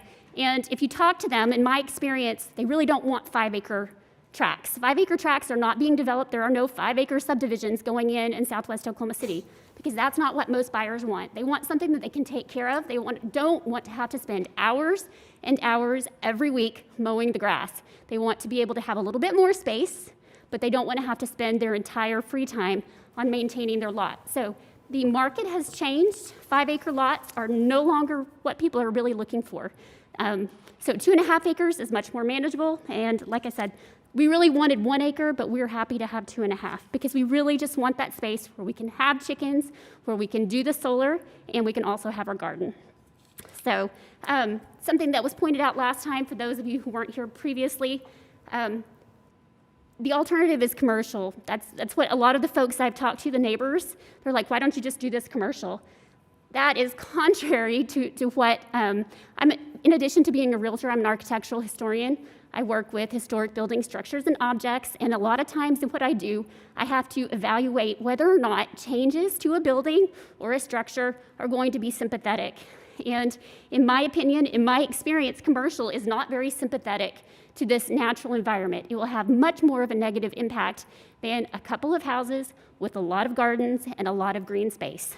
That, in our opinion, is the most sympathetic use of this space. So we would humbly ask you to consider that. We promise to be good neighbors and take good care of the land. That is our goal, to be good stewards of the land. Thank you very much, Ms. Gaston, for being with us and taking the time to come down. So just briefly, we had the comp plan change on the docket last time. It was approved, and so the comprehensive plan is the rural medium. So that's why you are seeing a recommendation for approval with no technical evaluations. This site, this application is squarely within what is contemplated within the comprehensive plan and within this area. So we would ask for your approval, and we're happy to answer any questions you might have. Thank you very much, Mr. Box. Any questions of Mr. the Chairman? applicant? Mr. Chairman, yeah, first question, and David, and this is lawyer to lawyer, I'm gonna ask a question that I'd like a very simple answer. Okay. With this rezoning request, Yes. all the uses that, as far as the garden plans that they have, the solar plans, all of that, that's all already would be allowed in AA, is that correct? Yes, sir. So the only difference between this application and the current zoning is that it will be 2 houses on 2.5 acre lots each, as opposed to 1 house on 5 acres. Is that correct? Yes, that is correct, That sir. is the only difference. So any other discussion that we're having here today is only about whether it's 1 house or 2 houses. Is that correct? Yes. Thank you. Anyone else? Sure, I got a question. Since I missed, did I catch you say, was there a comp plan amendment Yes, as sir. part of this Yes. last time? What was it amended from? Rural low to rural medium. Gotcha. Okay. Any other questions? Okay. I have a couple people signed up to speak. Kayla Haswell, are you with us? I think I'm just going to speak to, as I did last week. Kayla Haswell, Lee, 644 Southwest 164th Street. Ms. Haswell, if you would you pull that microphone just a little closer? So sorry. That's It okay. won't bark at you if you don't Is that touch better? it. There you go. Yes, just, yeah. Okay. Thank you. Yeah, that's what we're trying to have, is 1 house. We would like to see the AA stay. The surrounding 160 acres is AA, and it is developed, with the exception of the 18 acres that are commercial on the corner of 164th and Western. 1 house per 5 acres. And I've lived there my whole life. My grandparents sold the land. I think you guys got a copy of the letter that I submitted. Yes, ma'am, we did. So I won't go into all of that, but I've been a steward of the land for, almost 45 years. So I get it. I agree. I feel like I don't understand how the LUDA part of it plays in. I was expecting it to be tied here as well, because that's what I'm opposed to. I want 5 AA, and I want 1 house per 5 acres. I feel like that it takes away from our property, and I feel like that it hurts our property values. I feel like somebody could come along and change the 5 acres next to me, which is where we were 12 years ago. We have to fight this, and every time somebody comes to buy, and buys land and thinks, well, we'll break it up, then I have to come back and readdress this. The reason these acres are 5 acres is because we are following the rules of Oklahoma City. And all of the property owners that live out there signed a petition against this. They had signed it against the 4 house. We've re-talked to everybody. We didn't have to have a petition re-signed, but everybody is still against it. The only person that isn't against it that was notified is somebody that has made a point. The buffers that you are talking about is Western. There's a 4-lane highway between the buffer and the R1. We know that's not going to change. We're not opposed to that. There's also a buffer of 164th Street to the north. Talavera is already there, so there's a fence up against the last 2 properties. But we would like to keep this 160 acres intact with 1 house per 5 acres, and I just feel like we urgently ask you to deny this. And I don't know if the LUDA is a done deal that has to go to City Council. I guess we'll figure out a way to not have that change. The comprehensive plan amendment, which was approved last time, is an action that is final by this body. Yeah, see, I felt like we got nixed out of that. I don't think that should have been done. Ms. Haswell, no, ma'am. What happened is that each of those, anytime an item comes through, there are separate parts to that item. I don't think you were here when we were talking about the residential item earlier. I didn't see you out there at that point. But we had a case today where we were talking with somebody about a zoning application, and there'd be a plat coming next month, but that wasn't before us today. It's the same thing. The whole part of development is a process. And in this instance, it was required before the zoning application could come forward, sort of, it's a requirement to bring the comp plan amendment to this body for approval. They brought that, as they did. You'll recall I was very, the comp plan amendments thing and the way we handle them, I'll just be honest, it really bothers me a little bit because we have to have the comp plan amendment discussion, but what you guys really want to talk about is you don't want the zoning. That's what you're really, you don't want. Right. But we talked about that. We had staff present it, and it was voted, and it was approved by a majority of the body. The zoning application failed because it didn't obtain 5 votes. It failed because it had 4 votes. So the zoning AA remains intact to that this is correct, point. and that's what we're Okay. discussing today. Yes, ma'am. Yes. Yes, ma'am. You know, we're not opposed to the city coming. As I said, we've got it coming around us. We are trying to keep this land intact. There's one 5-acre tract, 6 acres. I get the why. I don't understand how that gentleman came about his 1 acre in this, but there's 5 acres to build on, and we would like to see it stay 1 house per 5 acres. Thanks. Ms. Haswell, I realize you had to come down twice because of what happened last time, and we appreciate you coming back and sharing your concerns. I mean it. Thank you so much for coming down again today. Thank you. Thank I you. appreciate it. Julie McMahon?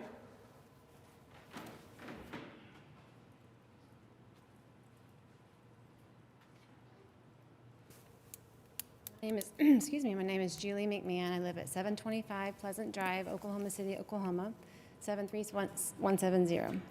I actually live in the 7.5 acre tract directly opposite the fence of the proposed area.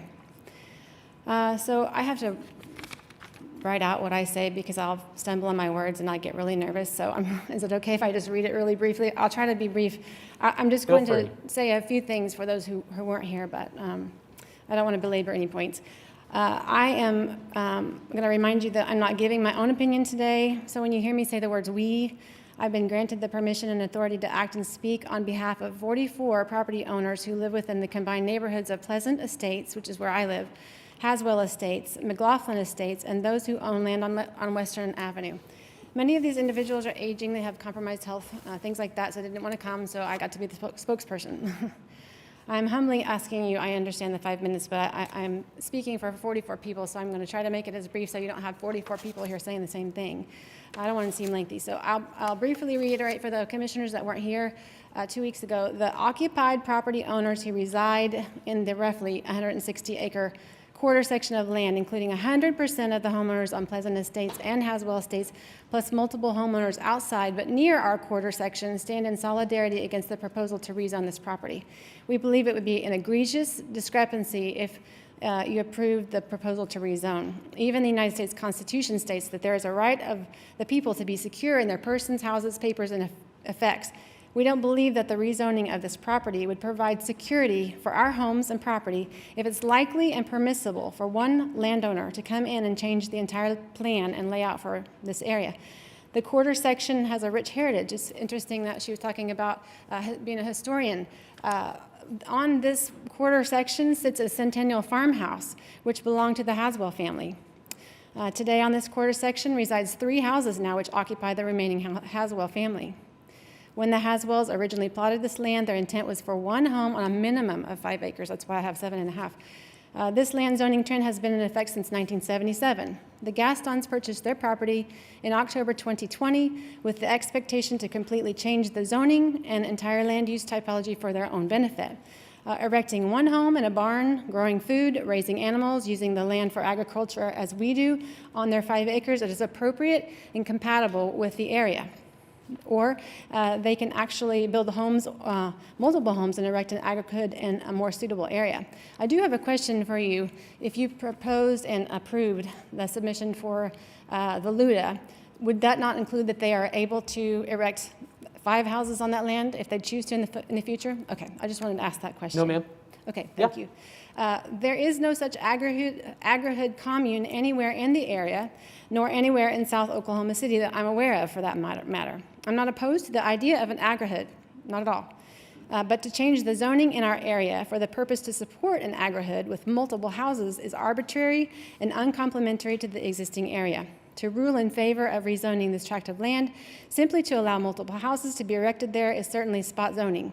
To make a ruling that one landowner can move into an area and change the entire land use is a gross violation of those of us who've been living there for decades. We're not opposed to the urbanization of the land surrounding this quarter section. It can be as dense as it wants around the area. We understand and have no issue with dense neighborhoods being built on that land, nor do we oppose commercial businesses being erected on the land outside our quarter section. The urbanization of the area around us may even benefit us in some way, but the rezoning of this single 5-acre lot within our section does not benefit us as landowners. Approving this 5-acre lot for rezoning would permit a slow but certain encroachment on our current lands as they are being used.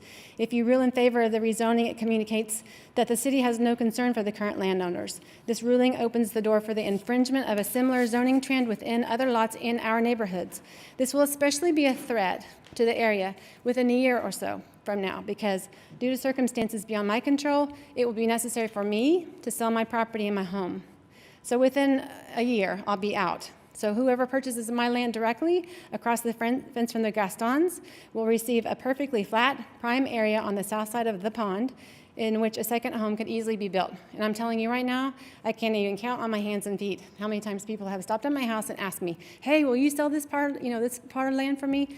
And I'm like, no, we're not going to do that. But anybody could do it easily. Is it the intention of Oklahoma City, when deciding to approve the rezoning application, to encourage the encroachment in our quarter section, resulting in an increase of houses being built in our low-density area?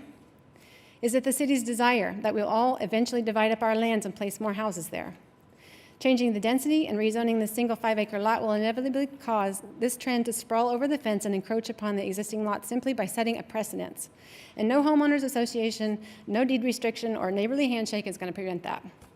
So all of the landowners who received mailed notices from the City Zoning Commission have signed the petition and opposed changes, with the exception of the applicant and Raven Investments, who really have no financial or personal risk per se regarding the rezoning because it doesn't affect them anyway directly. They are located west of Western, not in our section, and it's not included with our group. But I'm not certain why Paul Leathers, whose fence borders the property in question to the south, did not receive a notice for rezoning. His property lies closer to the property in question than two other homeowners who live in Pleasant Estates who received notice, and his signature is in opposition on the petition. So, Commissioners, I'm urging you, change all the areas around us, but don't change the zoning within us. I urge you to deny the request for the application to approve the SPUD. Thank you, Ms. McMahon, and same thing, we appreciate, I know you had to come down twice, it's not easy to come here right now, so thank you very much for taking the time to come down and share your concerns with us. So, Commissioners, any questions at this point? Anything you want to ask of either the protestants or the applicant? I guess the question I would ask, first I might seek your specific opinion on I guess whether it's germane for me to ask my fellow commissioners here if they could talk a little bit about the approval of the comprehensive plan change. I mean, I'd love to understand a little bit of that conversation, why we would approve that, but then potentially, not get the votes for approval of the zoning change. Yeah. To me, a lot of times, I'm a believer in our comp plan, and I would think that if we determined as a body that the comprehensive plan change was appropriate, why we would not then, understanding, the concerns here heard today, but, I just want to, I guess, hear a little bit more about the step that I missed in order to think through this properly. So your question is to Ms. Haswell's complaint and my frustration that I share with her, frankly. But what happened was the staff report was presented, and staff's essential report was to recommend approval of the comp plan change. And that was based, please correct me if I'm wrong, Sarah or Jeff, the only thing that was not city service-wise readily available to this area that would affect a comp plan change, especially something maybe with like really high densities, was you really have a lack of fire service here, and there's no plan because of where this falls on the very southern boundary of Oklahoma City that this is going to get any better. Other than that, because there's not a need, because of like the fact that you still have large acres that can be supported by sewer and that sort of thing, there was not any other issues they could point to for making a rural low to rural medium change. I think there would have been issues had there been a higher density sought, because it's not yet served by water and sewer.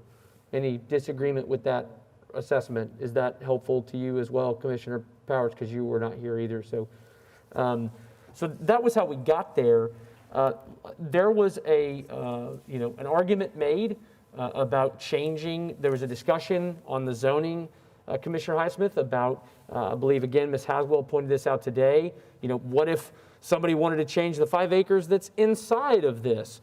And there was a discussion back and forth, and there was some disagreement amongst commissioners about whether or not it made a difference that it affronted the arterial, which for me is determinative, I will just tell you. That discussion took place, and it said that we only had 6 commissioners last time, which was part of the problem. So that's a little history. Anybody that was here, did I leave anything out or not relay that the way that anybody recalls it? So does that help you?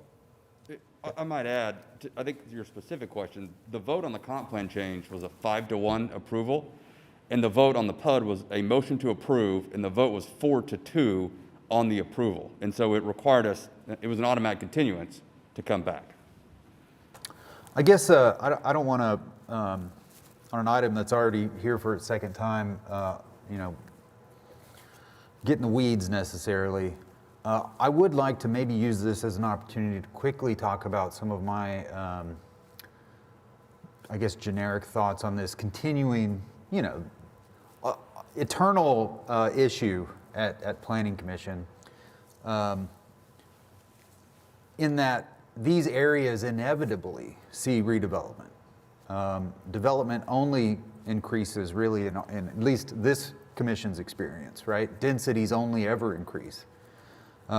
Well, we did have a guy here today, I guess, that went from R1 to AA, but those are so rare, right? Conceptually, you guys know me, I'm all about density. I think the city, added density and specifically a variety of housing options are important in every area. That said, more and more I do question to some degree the nibbling at the edges that continues to happen around the city, while we are still, at least in my ward, Ward 6, the most urban ward, while we are still fighting the exact same types of questions within my ward. I mean, I get homeowners just like these come to battle density in what should be, without question, the densest part of the city, and frankly, without question, I think by right, in my area, and I'm not trying to, again, get in the weeds, but people should be able to build those densities. If we, partially to me, it's like a balance that the city has to at some point strike. I think these areas, frankly, around the edges are more appropriate for protections than any area within my ward. I mean, and I hate to, if any of my constituents are listening, they're not going to be happy with me, but, right, if you buy within a mile of downtown or, anywhere even closer, I'm not sure that you're owed protections. I think those areas should be extremely dense. The flip side of that, of course, is that on Southwestern and Southwest 164th, surrounded by AA, I'm a little bit more inclined these days, the more we have these items, to agree with protesters in that, potentially, like, if you're buying out in AA land, I mean, but I know, I'm just saying, like, I don't know where we draw the line, right? Because eventually, I mean, in reality, there is no line.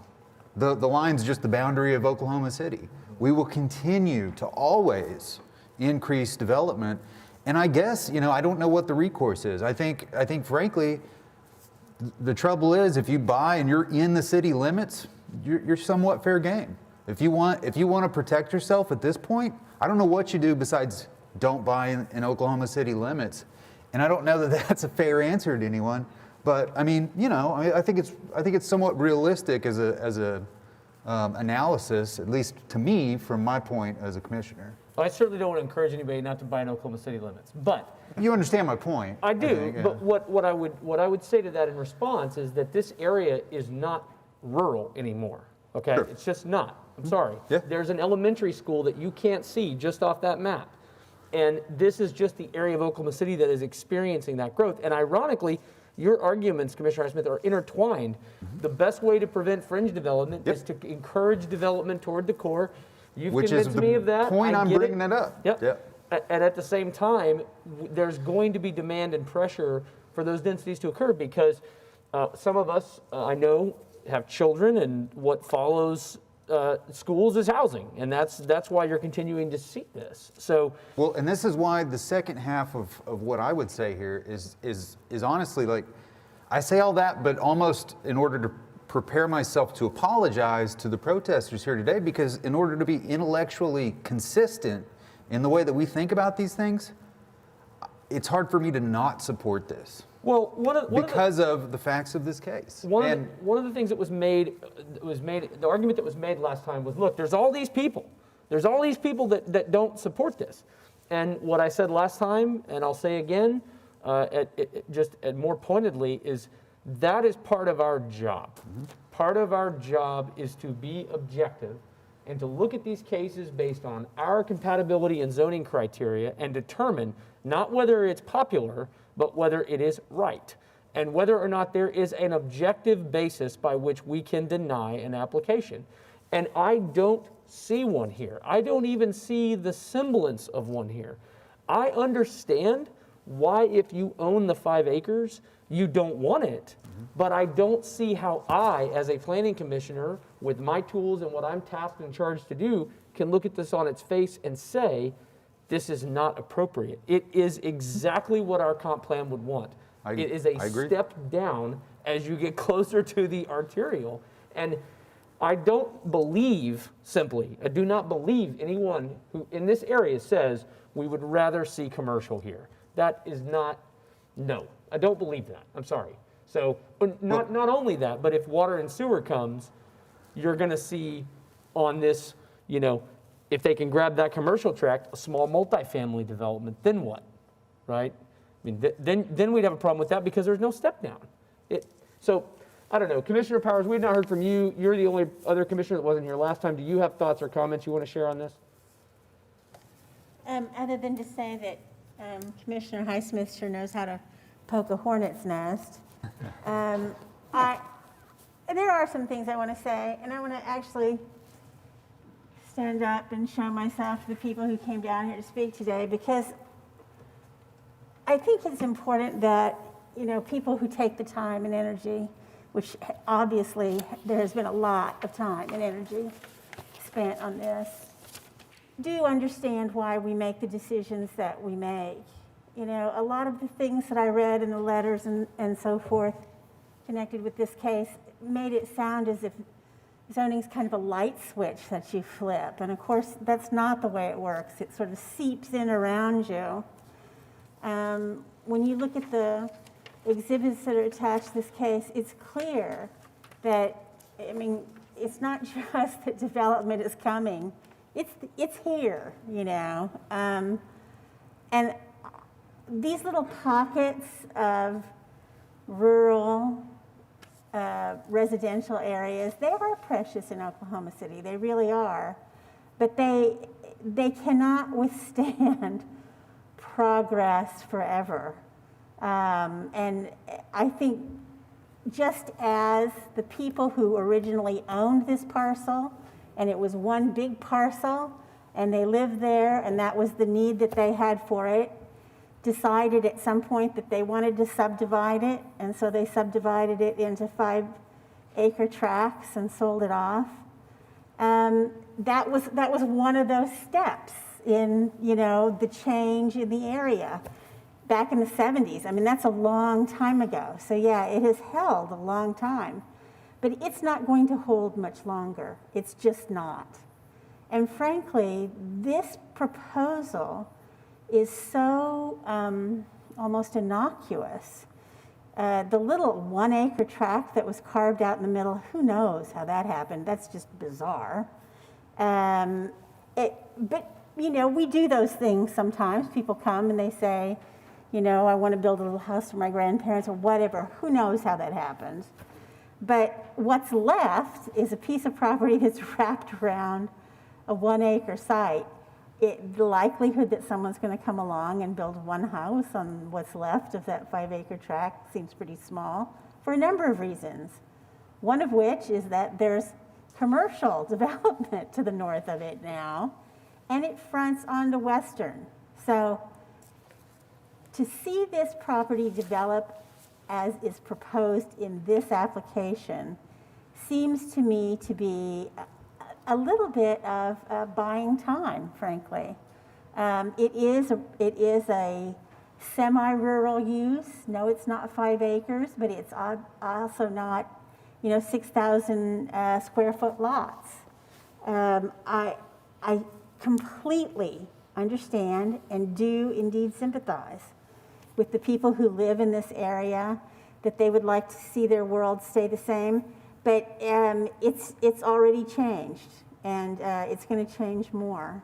And I think this particular application is, a baby step up. So I'm going to vote in favor of it. Thank you very much for those comments. Commissioner Hinkle, this is your ward. I'll leave you with the last comments and let you take a stab at a motion if you choose to make one. Excuse me. I don't lose sleep over this kind of stuff very often. Well, I don't have very many things that happen in Ward 5. I have the utmost respect for a lot of the protesters, and I consider them my friends, and I hope after this they're still my friends. I spent about 45 minutes this morning on the phone with Councilman Greenwell talking about this, giving him the opportunity to tell me that he didn't think this was a good idea, because I don't want to send something in his lap that's going to cause him problems, and he had absolutely no problems with this. So with that being said, I'm going to move approval on Spud 1268, just as it reads. I have a motion on to approve, recommend approval to City Council on SPUD 1268. Do I have a second? Second. I have a motion and a second to recommend approval to City Council. Please cast your votes.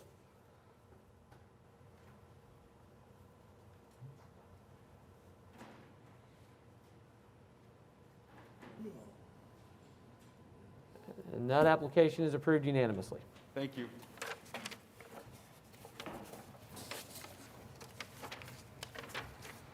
Next item on the agenda today is number 17. 17 is case number SPUD 1277, application to rezone 2421 South Portland Avenue from C3 to SPUD 1277. All right. Good afternoon. I'm Alec Bass with Wallace Engineering, 410 North Walnut, representing the applicant, Greg Guffin, who's also here today. Let me start by saying thank you to Commissioner Coffey and staff for their time spent working with us to find solutions for almost all of the Ts included in the original staff report. The proposed SPUD is to allow a metal building to be constructed at the northwest corner of Southwest 24th Street and Portland Avenue, along with an option to construct a single-family home on the same parcel in a distant future. Land is currently zoned commercial C3, with C3 to the north and west, I-2 to the east, and R4 to the south. The applicant's home is across the street to the south and to the west. He operates a lawn maintenance business that focuses on irrigation, sprinkler repair, tree trimming, and tree removal. Said business currently employs just himself and his son. The purpose of this metal building is to provide a storage space for his truck, trailer, and other equipment separate from his home garage. The proposed SPUD includes trees at 30-foot centers along both streets and appropriate screening, and a sidewalk will be constructed along Portland. Staff has worked with us on the allowed uses of the SPUD to narrow it down to just what is required for the current proposal, so that in the future, if a more intense use is proposed, the property owner at that time will have to come back to this body and request an amendment or rezoning. Spud proposes to allow one drive from Portland, not proposed at this time, and two driveways from Southwest 24th. Staff report includes one TE, which is a maximum of one driveway should be permitted along Southwest 24th. We do not agree with this TE. This proposed use will be similar to residential traffic patterns. He'll leave in the morning, he'll come back at the end of the day. So it's not a high trip generator like any of these commercial developments that could go there right now. We respectfully request the Planning Commission approve the SPUD to allow the two driveways on 24th. We also have a letter from the abutting property owner to the west, who couldn't be here today, stating he has no objections to the SPUD and he's willing to give up his existing driveway approach to the east that he's not using if it gets this SPUD two driveway approaches. Mr. Guffin will still be required to work with staff through the permitting process with regards to the size and separation of the two driveways. However, if this SPUD specifically states that we are limited to one driveway, even if we come to agreement with staff, planning, and engineering, they will not be allowed to give us that second driveway without a variance or an amendment to the SPUD. So with that, I also want to note that giving us a second driveway is going to allow us to reduce the required amount of pavement on the site to maneuver the truck and trailer into this structure, which is going to help us preserve as much green space as we can. And we intend to meet the separation requirements from the intersection with Portland. I've got two exhibits with me today. You've already got my site plan up there, so you can kind of see what we're proposing to do. And then I've also prepared an aerial exhibit with the surrounding area where we've highlighted about 7 other properties that have two driveway accesses onto the residential streets. There are no complaints or no ill effects of those that we've been made aware of. So with that, I'd like to allow the owner an opportunity to state a few words to the Planning Commission.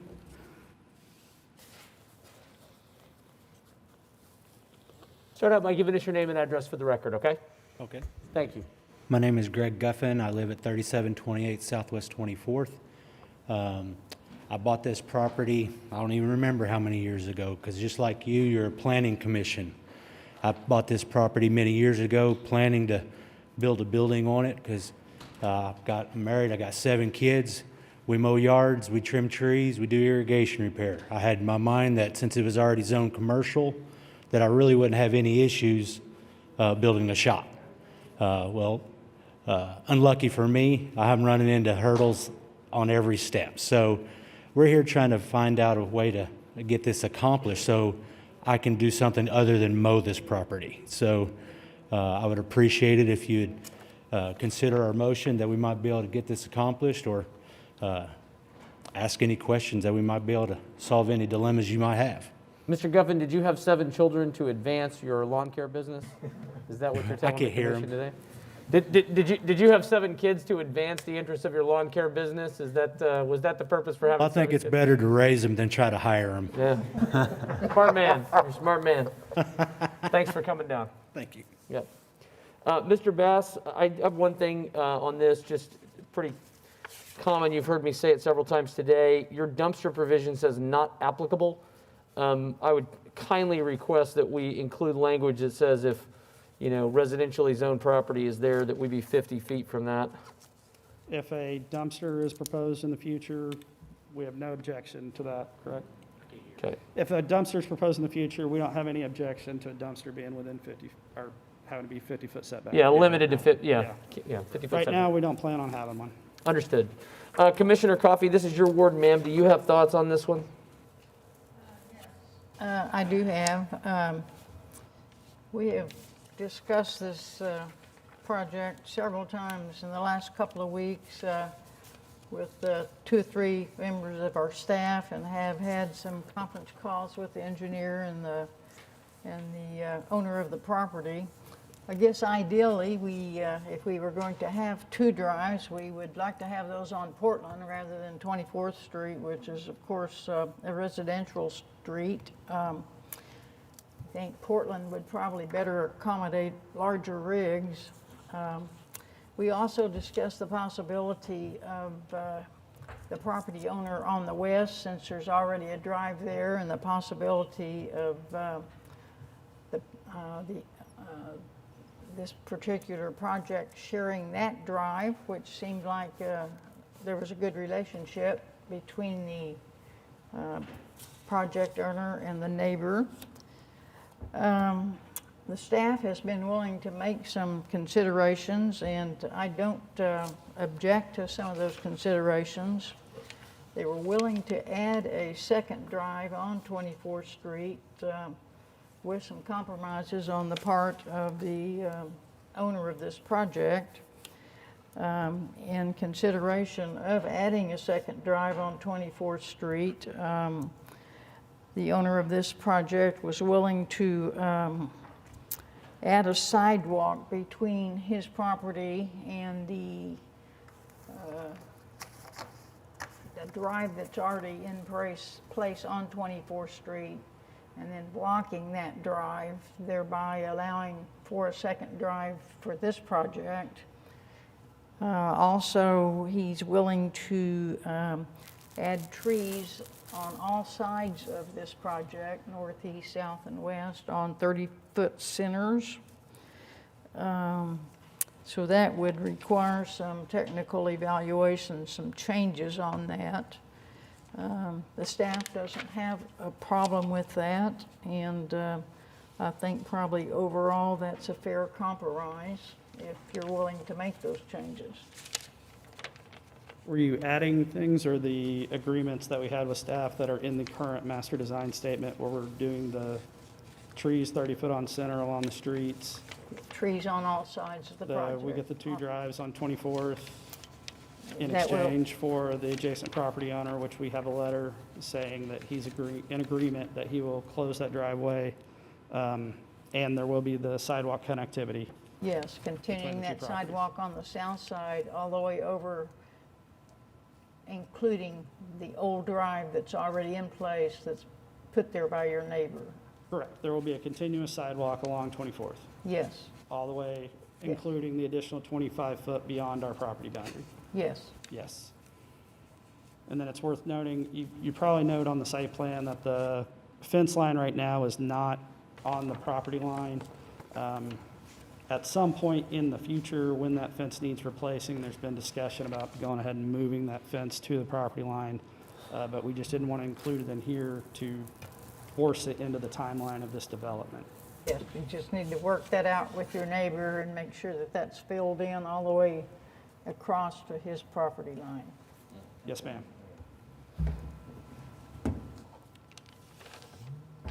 And then to address the subject of larger rigs, this is a pickup truck and a 17-foot trailer that currently resides at his house and his garage and driveway. Can I jump in and ask a question? Yeah, please. Yes, sir. I apologize too. I know you emailed me to discuss prior to today's meeting.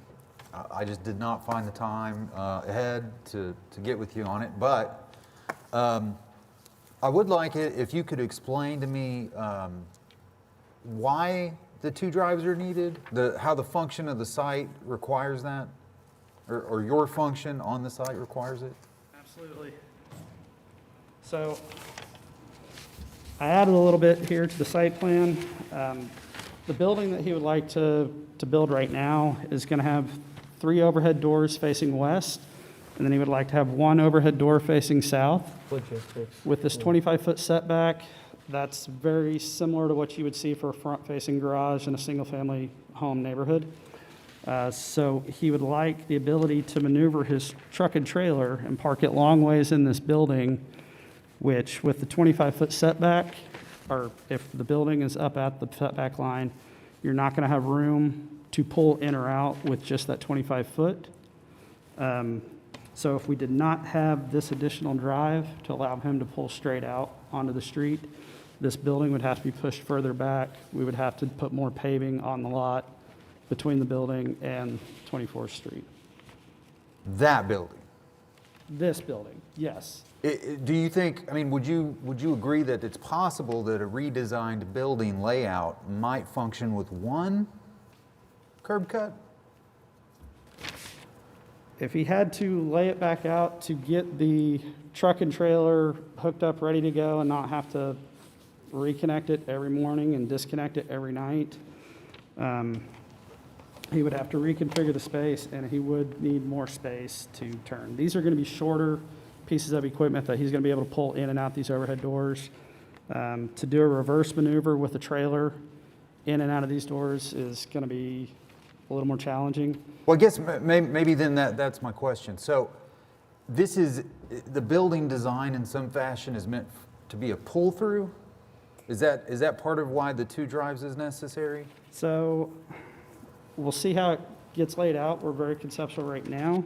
Right now, he has to back into his driveway. So with 24th being a residential street, it's no different than getting home with your boat after a long weekend and backing it into your garage. So his preferred maneuver will be to pull here and reverse in and out of that drive with that particular trailer, and then he can drop it.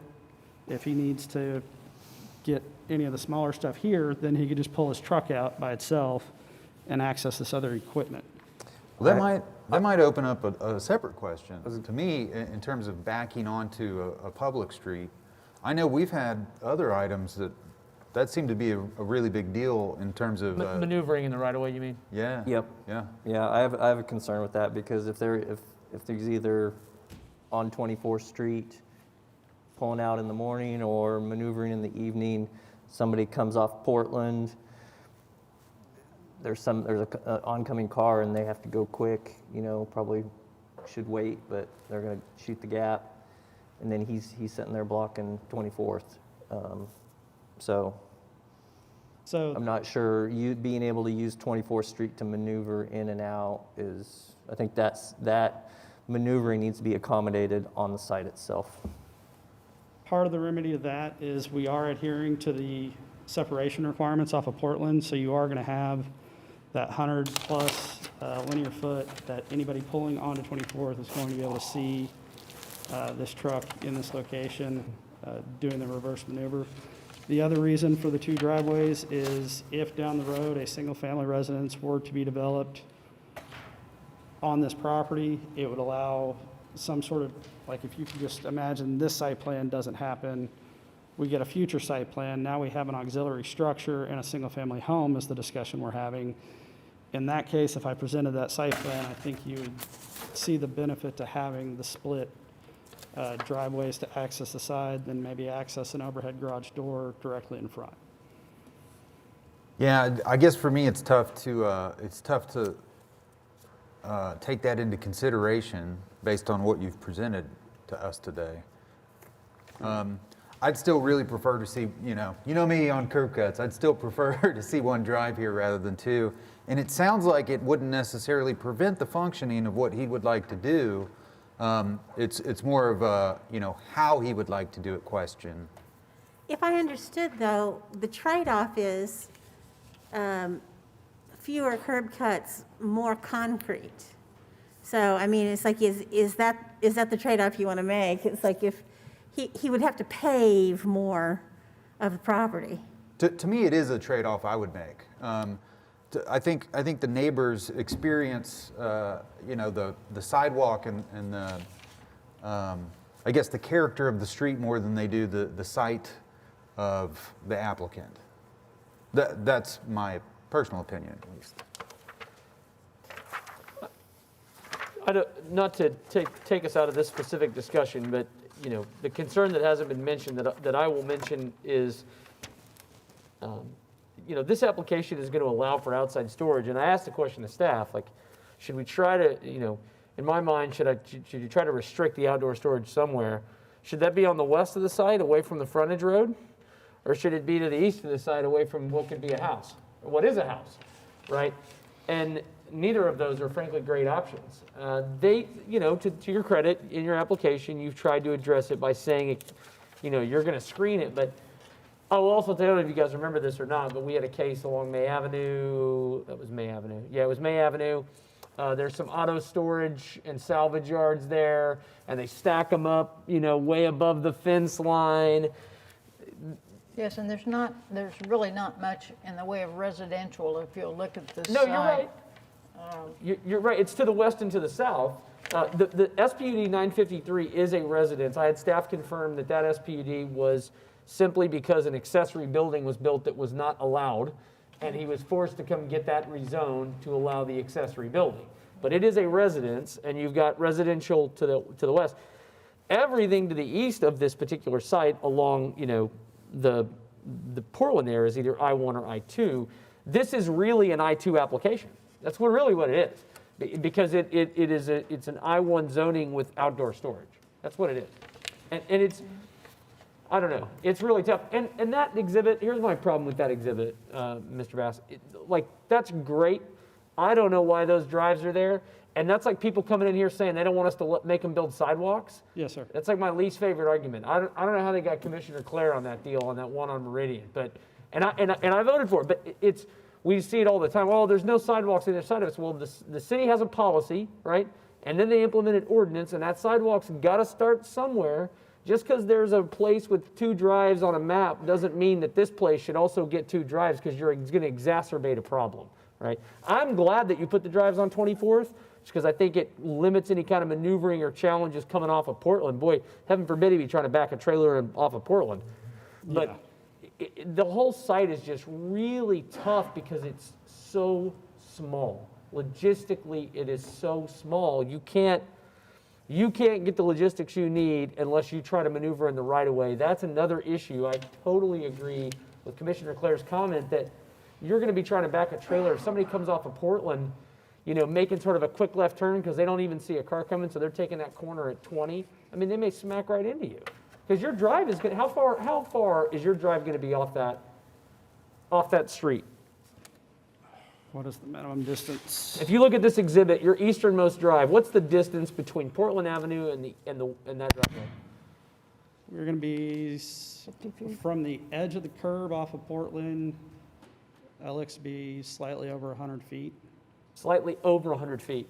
Yes, sir. And I mean, not that this is the rule, but 200-foot drive separations is a requirement. And part of that reason is to sort of separate traffic, right? Yes, sir. And we're just sort of testing that boundary. Right. And our counter argument to that is if we came in here with an application asking to split this into 2 residential lots, we'd be asking for 2 residential driveways meeting the same separation that you're seeing on the site plan. That's fair. That's fair. That's fair. And if you did that and you asked for it, it would be really hard not to give it to you. So it's fair. I think it's because it's in conjunction with the use that I develop the most heartburn over it, is we're allowing a really small site to get a really intensive use in terms of its zoning for its size.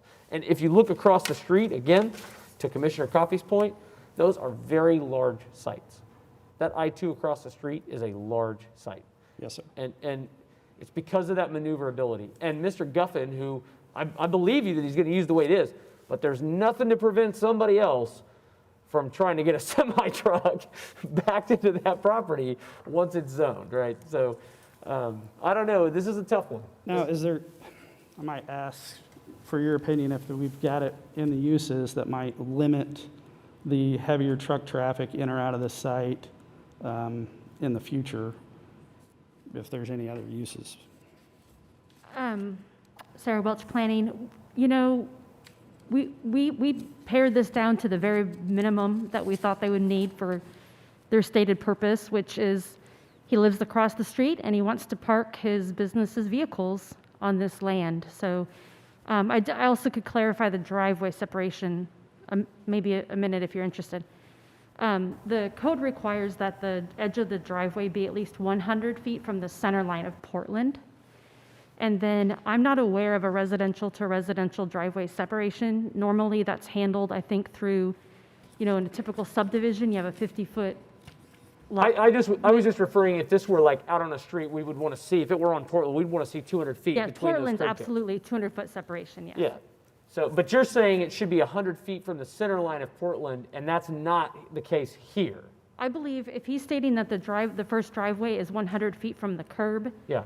then he is exceeding the code's requirement. Oh, he's exceeding the code's requirements. Got it. Yes. Got it. You're right. Okay. Yes, because it's another 2 drive lanes to get to the center line, so. Got it. Well, we're kind of hem-hawing around. What are the issues that we have left that we need to talk about to get to a point where we want to? Commissioner Coffey, do you have other thoughts or questions for the applicant? No, I don't. Okay. Is there anybody else that wanted to be heard on this item today? This is SPUD 1277. I didn't think so. So I think we're to the point where we want to try and make a motion. I know I don't love it. I'll say this. I don't know what else you're going to do with this piece of land. I don't know. It's a weird piece of land. I'm very familiar with the area, actually. Southwest 15th right there. There's a gas station on the southwest corner, and you go south and it just kind of gets weird. You've got commercial. It's a very unusual neighborhood, as well as an unusual piece of land. If we take this approach, we'd need to do some changes to the technical evaluations. We'd need to change technical evaluation 1 to 2 drives on Southwest 24th Street. Then we'd have to add a technical evaluation number 2 to trees on 30-foot centers on the northeast, south, and west. We'd have to add a technical evaluation 3 to add sidewalks between this property and the existing driveway on the property to the west, and fill in the driveway with sidewalks on 24th Street to the property on the west. We can word that a little bit better. And then let's see, what else? I think that would do. Is there not a sidewalk already there? Pardon me? There is. It's already there, right? Okay. They just want clarification that when we take the driveway approach, that we'll put the sidewalk back. And then. You're just going to certify that there's going to be sidewalks along 24th and Portland. Correct. It'll go all the way through. There we go. Yes, I believe that's already included in and then the SPUD. Okay. Right. Yeah, there's sidewalks there. Yeah. And then, did I understand you correctly, on the trees 30 foot on center, right now, we've agreed to on the east and the south. Are you wanting to add that to the north, where we abut C3 commercial property, and to the west? Yes. Okay. He's part of this request process while we're still before the on this? lockout of COVID. I believe that's what we agreed to. Okay. Well, while we're still on the item, before we make a motion, I'd still like to request that if we do 2 drives, that at least we get some assurances that we would not be backing onto Southwest 24th. It seems like if we're giving you 2 drives, it's a perfect opportunity to make sure he can pull out straight and pull back out straight. I understand that, you know, it might cause some reconfiguring of your building, but I feel like that's very, you know, appropriate, in my opinion. Let's see if Sarah Welch has a suggestion as to if and how we could do that. Is the lot too small for a pull-through? Like you could, you know, 2 Yeah, doors? but what's Pull your right lot through. depth? I don't know that off the top of my head. Okay. I mean, if I was building it and that was me, that's what I would prefer, would be a pull-through and pull my trailer in and pull it out, and I want to back it anytime, especially a 17-foot. Right, and the trade-off on that was just, we're gonna lose more grass and have to add more pavement to the lot when we do that. One of the things we could do, because they have the lot, is we could push the building back. So, Sarah, do you want to add anything here? Maneuvering in the right-of-way is not allowed unless you vary it through this spud. And it is not currently requested. So technically, they can't back in to the right. Cannot use the right-of-way Right. for maneuvering for commercial uses. I would note that. So you guys should consider that in the layout of your building. I'm not promising you I'm going to come check up on it, but hey, Right. let's do right. And we may be able to figure out a pull-through solution and still utilizing what we have here, where he's just pulling out of that second drive, if it's permitted. Well, now you know. You cannot maneuver in the right of way. So Yes, sir. you've been told. So that when you come back and you want to vary that, we're probably going to say no. Commissioner Coffey, I think we're ready to take a swing at this thing, and it sounds like you are. All right, with those amended technical evaluations, I move approval of SPUD 1277. I have a motion and a second to recommend approval to City Council on SPUD 1277, subject to the technical evaluations as read by Gotta switch over Commissioner to your Coffey, computer. including the limitation of 2 driveways on Southwest 24th, the requirement of 30-foot trees on 30-foot centers around all sides of the PUD, of the SPUD, excuse me, and sidewalk requirement TE3 to require real installation of the sidewalks for 24th and Portland. Those were the 3 technical evaluations we added, and you're comfortable with those, correct? Yes. Well, ready to vote.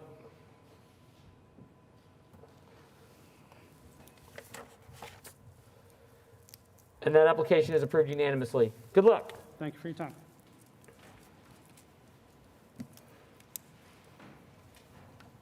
Item number 18.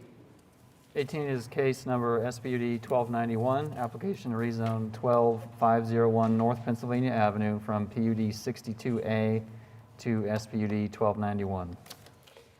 Is the applicant present?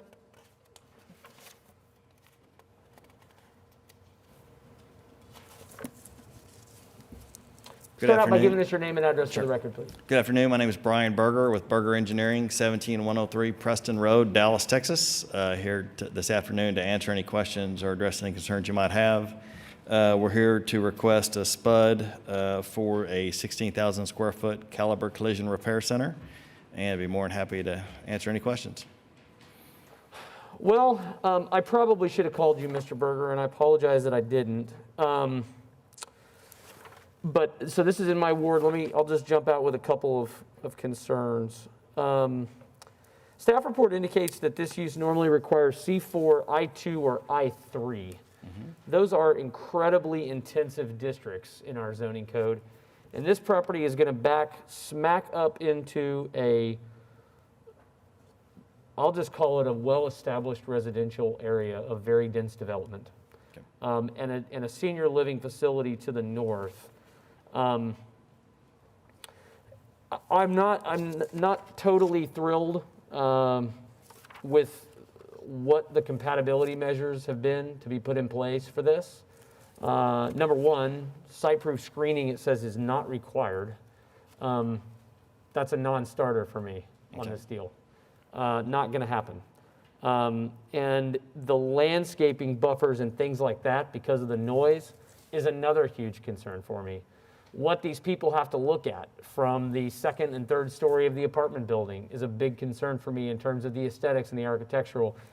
I have a lot here, and like I said, I started this out with an apology for a reason.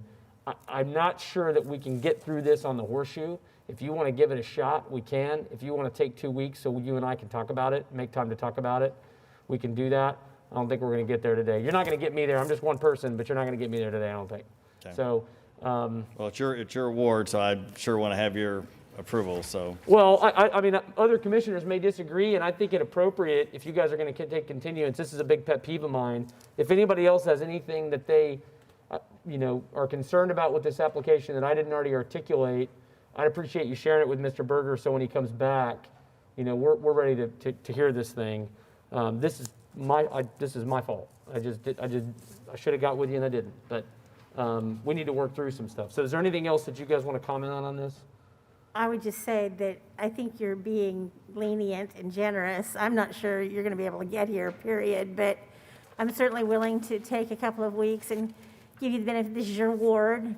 If you think that there's compromise to be reached here that could make this possible, I certainly would entertain that, but I don't have any specific direction to give about how you might accomplish that. Yeah, the real issue here, Mr. Berger, is we're pulling this really intensive use inside against the residential, and I just, I want to try. I want to meet with you and try to do that. If I'm not, hurting you too bad here, let's take a continuance. Let's do it for 2 weeks and see where we are. I'll commit to getting with you next week, so you have plenty of time. And we'll try to come back. Mr. Chairman, I agree with all the comments you made, and happy to be involved if you need more voices on it. But I agree that to the extent that we can move the use closer to Penn, that's my preference. And also, don't forget about the light hours of operation, all of those things are concerns of mine. If you were to live in that apartment complex, I think you'd be thinking that. Yeah, light hours of operation, those are good, yeah. And just to, if I could respond to, with regards to landscape buffers, I think we're required a 6-foot buffer, and we've got over 30 feet, both to the west and I think 39 feet to the north. So we are aware of the residents out there, so we have kind of pushed everything forward as close to pin as possible, but we're more than happy to continue it for 2 weeks and continue to work on it. And look, this isn't really relevant. Understand, I'm familiar with your sites. I've seen your sites. You guys do a great job. They're clean, they're nice. But it's not you I'm worried about. Sure. It's the use I'm worried about 15 years from now, right? When I have this really intensive allowed use right up against, these people's balcony, frankly. Sure. So that's the issue. But we'll visit and I'll get back. Again, my apologies. That's okay, and that's one of the big reasons why I included so many exhibits in the Spud is so you've got our site plan, you've got a conceptual landscape plan, you've got a conceptual grading plan, you've got a conceptual utility plan. You know exactly what we have planned. You've got something to hold us to. Yep, understood. We'll talk about that. The next meeting would be February the 11th. And we'll visit next week and see if we might need to kick that again. But at this point, I'd like to try for February the 11th for your benefit. So if there's no further discussion or objection, I'd take a motion to continue the item to February the 11th. Mr. Chairman, go ahead. Mr. Chairman, I move that this item be continued to February 11th. Okay. I have a motion and a second to continue SPUD 1291 to February the 11th. Please cast your votes.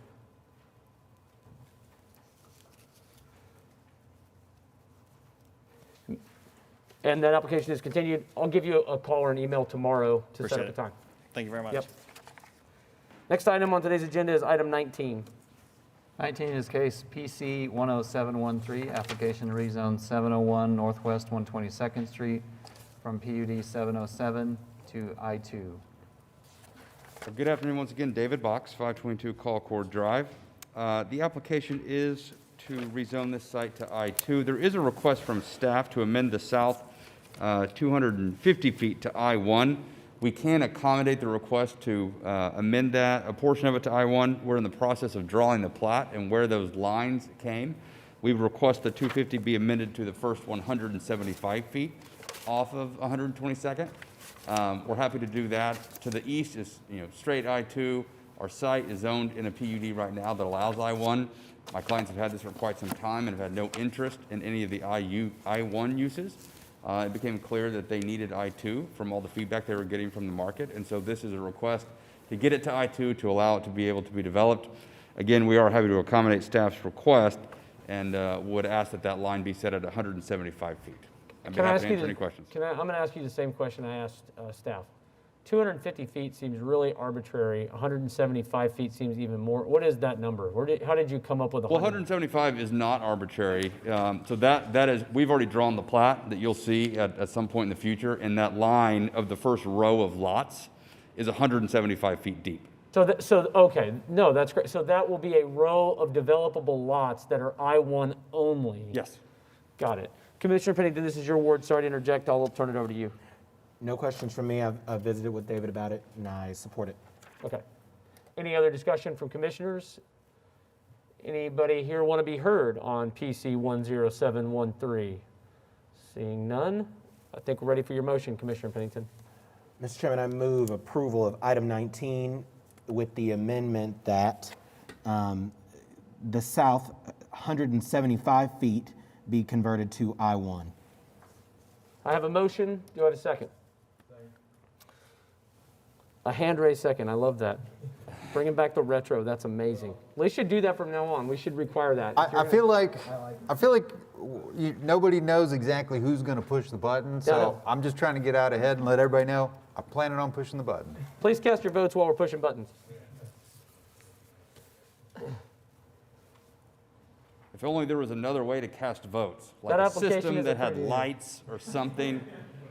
We're going to make a motion at the end of the meeting today to go back to that. We'll see how he goes. Your application is approved unanimously. Thank you, Mr. Box. Next item on the agenda is the last item because 20 was withdrawn. Item 21. 21 is PUD 1807, application to rezone 13450 Southeast 104th Street from AA to PUD 1807. Mr. Grubbs. Mark Grubbs, 1800 South Sarah Road, on behalf of the applicant. You have an AA PUD before you today. There is the existing 10-acre tract has a structure, a house on it currently.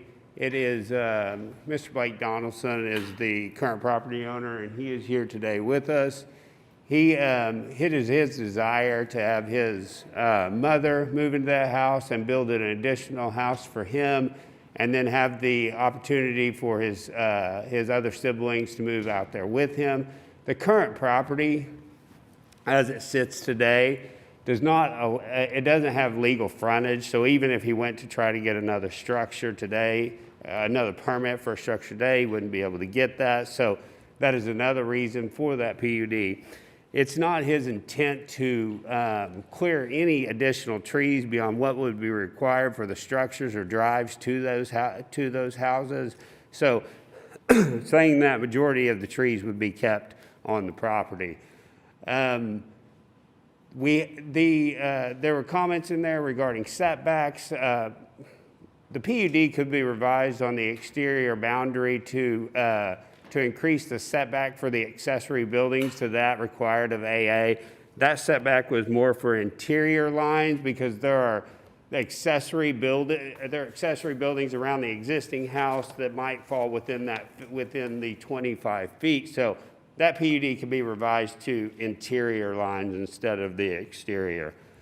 I think that covers it. I'll be happy to answer any questions we would ask for approval. That comment about the setbacks makes a lot more sense now from looking at the application. I get it. Commissioner Privet, this is your ward. I'll turn it over to you, my friend. I have to just jump in and say this is absolutely, without question, the one and only AA PUD we've ever seen. I feel quite sure. I'm not even sure that. I don't think we've ever done one before. So you get some kind of a prize. Right. And that kind of makes it a little bit different for me. Where we started that is just because it didn't have access and they're to legal frontage. So that's where we started at. Whatever works, I guess. I don't have any issue with this. It's similar to a couple of ones we had last meeting. Maybe a little less intense than that. Yeah, if anybody else has any comments, we'll be up for them for sure. Well, I think it's worth noting the staff recommends denial. I visited about it. A lot of it is detailed in the staff report. It doesn't, merit belaboring it. I think, Mr. Grubbs addressed a lot of the issues that, that I sort of highlighted, which is I was like, man, we got all this acreage still, but we're going to be 15 feet from property lines. I mean, he's agreed to amend that to the interior, right? I mean, that was kind of the intention. Right. Lot coverage is another thing that, I just want to make sure. We would agree to 15% within that. It'll never reach 50. I mean. You're amending it to 15%? I could amend the lot coverage to 15%. That shouldn't, I missed that one reviewing it, to be honest with you. So. That's fine. I mean, I think that's some of the stuff that we'd be looking at as we try to figure out as a commission. It is unusual to get a recommendation for denial. So I just wanted to make sure that we've thought through those issues, and I think that's a huge change of lot coverage going from 50. There's no way we would put a 1 acre structure on the site. So I mean, that would understood. Yeah, I assumed, but right. Anything else? Anybody else have anything? Or everybody? Okay. Is there anybody here that wants to be heard on this item today? Please come forward. Give us your name and address for the record. I'm Marva Ellard, and I live at 1521 North Chartel, but I guess I'm the owner of some land that my aunt and uncle bought adjacent to this probably 55 years ago. And so I'm just a little confused because we've always been told that you had to have 5 acres out there to build a house because of septic and wells and things like that. And it seems like I'm not necessarily opposed. I mean, some of the concessions made today are much better, but still, you've got 4 houses on 10 acres, which is not 1 house on 5 acres. And I'm confused about why that would be acceptable in this situation, but it's not acceptable to build 2 houses on 5 acres.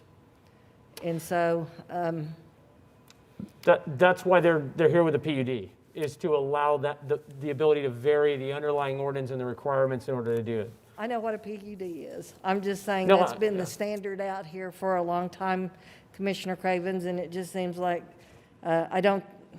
the lot coverage was one of my biggest concerns, but I'm still interested to hear how that changes the, not acceptability, but the actual function of the land or the problems with septic systems when you put a lot of houses in a small area.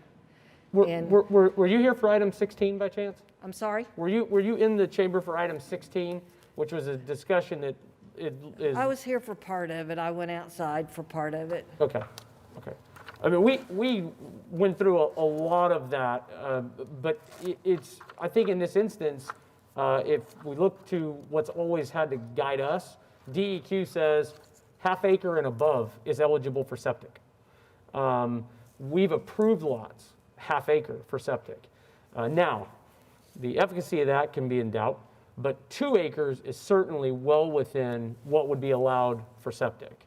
So, and we just approved another 2.5 acre development today next to 5 acres with septic. so I guess my question would be then, shouldn't the overall zoning be changed for houses out there if that's becoming that typical? Well, since you are familiar with PUDs, we can't change anything that's not before us. We can only change what's brought before. I understand that. I'm just saying the zoning out there forever and ever has been 1 house for 5 acres. Right. And if it's becoming more common, then maybe that's something that Mr. Butler's department needs to look at to see. And I'm not opposed to it. I'm just saying if we're going to allow that by commission action, then shouldn't maybe it be by ordinance so other people can decide if they want to do that also? Well, they can bring an application to rezone their property. I get that. Yeah, I mean, but we don't do that for them. We don't change the zoning of their property unilaterally.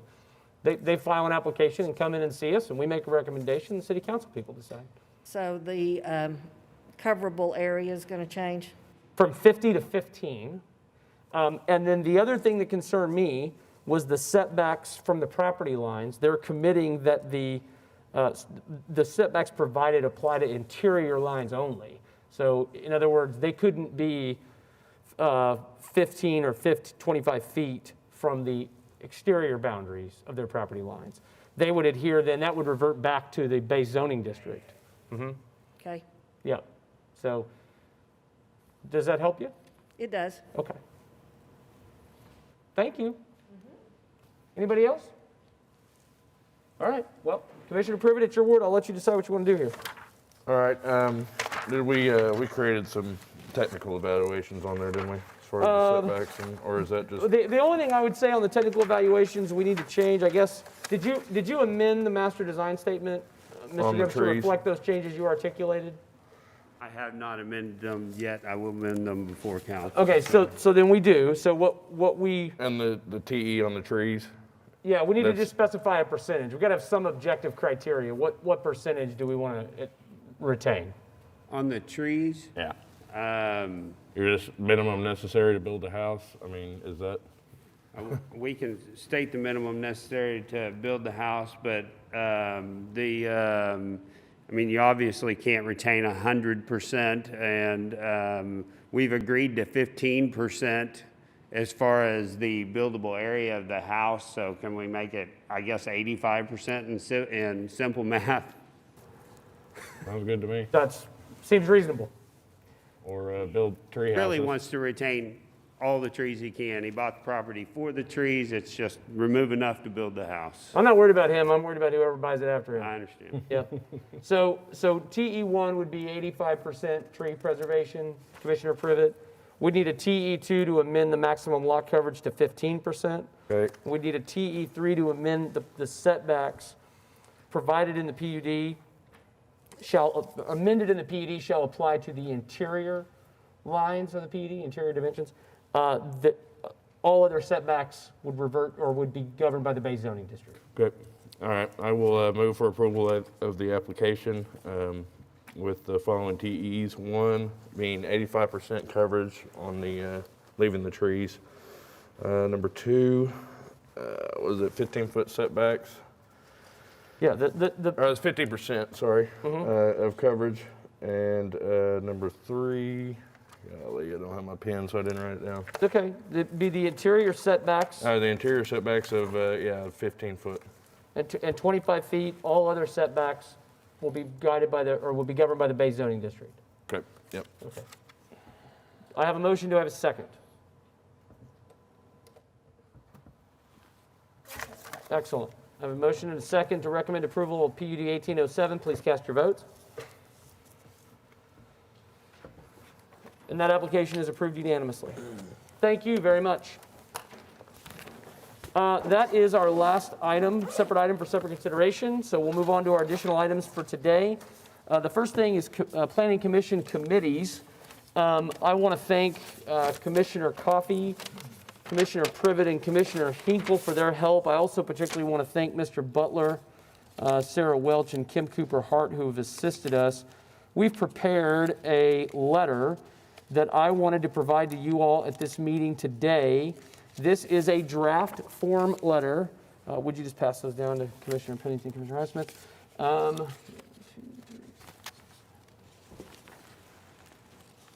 I'm male, so I can't count and talk at the same time, sorry. I have major limitations. Will you pass those down that way, Mr. Butler? This is a draft letter that we have been in discussions about. Just a quick reminder, we've had two meetings. One was in November, the other was in early January with school districts. We started out with a broad group of districts in 20. We got feedback and information and insight from them. Each of the ward representatives on the School Relations Committee then selected a school district from their ward to participate in more of a focus group discussion. We've taken that feedback and the feedback we've gotten from staff, and we've memorialized it into a letter.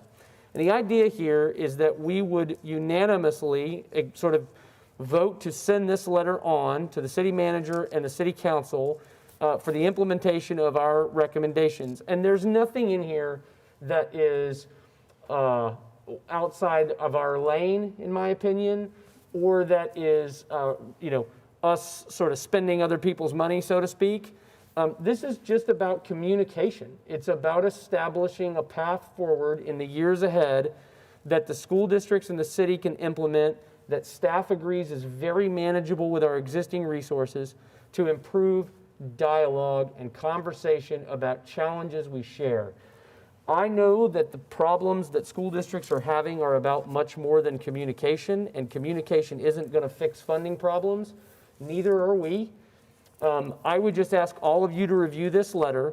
If there's anything that you disagree with or you feel uncomfortable signing, please just email me and let me know that independently. And it is in draft form. Once I have all of your blessing, my intention is then to present this letter to the school districts that we met with in a focus group and just talk through it with them one more time.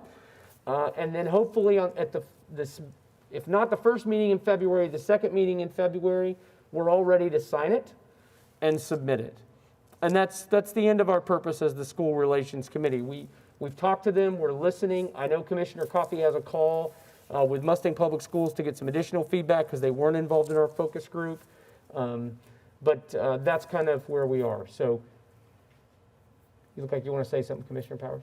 I'm just wondering, I assume you've talked to staff about this. This is the way we want to do this as opposed to us adopting some sort of resolution, approving it and sending it on, or, I just want to make sure that it's memorialized in a way that, future planning commission. Yep. And we may need to take that additional step. I think the idea is just to try to both formally and cordially communicate And I just think it's powerful if all 9 of us, you know, especially in this day and age, for gosh sakes, I mean, can all agree that this is worth putting our name on and sending on and saying, hey, look, here's a small step, right? This is a small step that we all think we should take, and we just want you to do with it as you please. But the ideas are good, and I mean, if we can host this meeting in June and we start having them, there's an ongoing dialogue. And I'll tell you, I mean, the feedback we've gotten from districts has been, it's just refreshing to have a dialogue.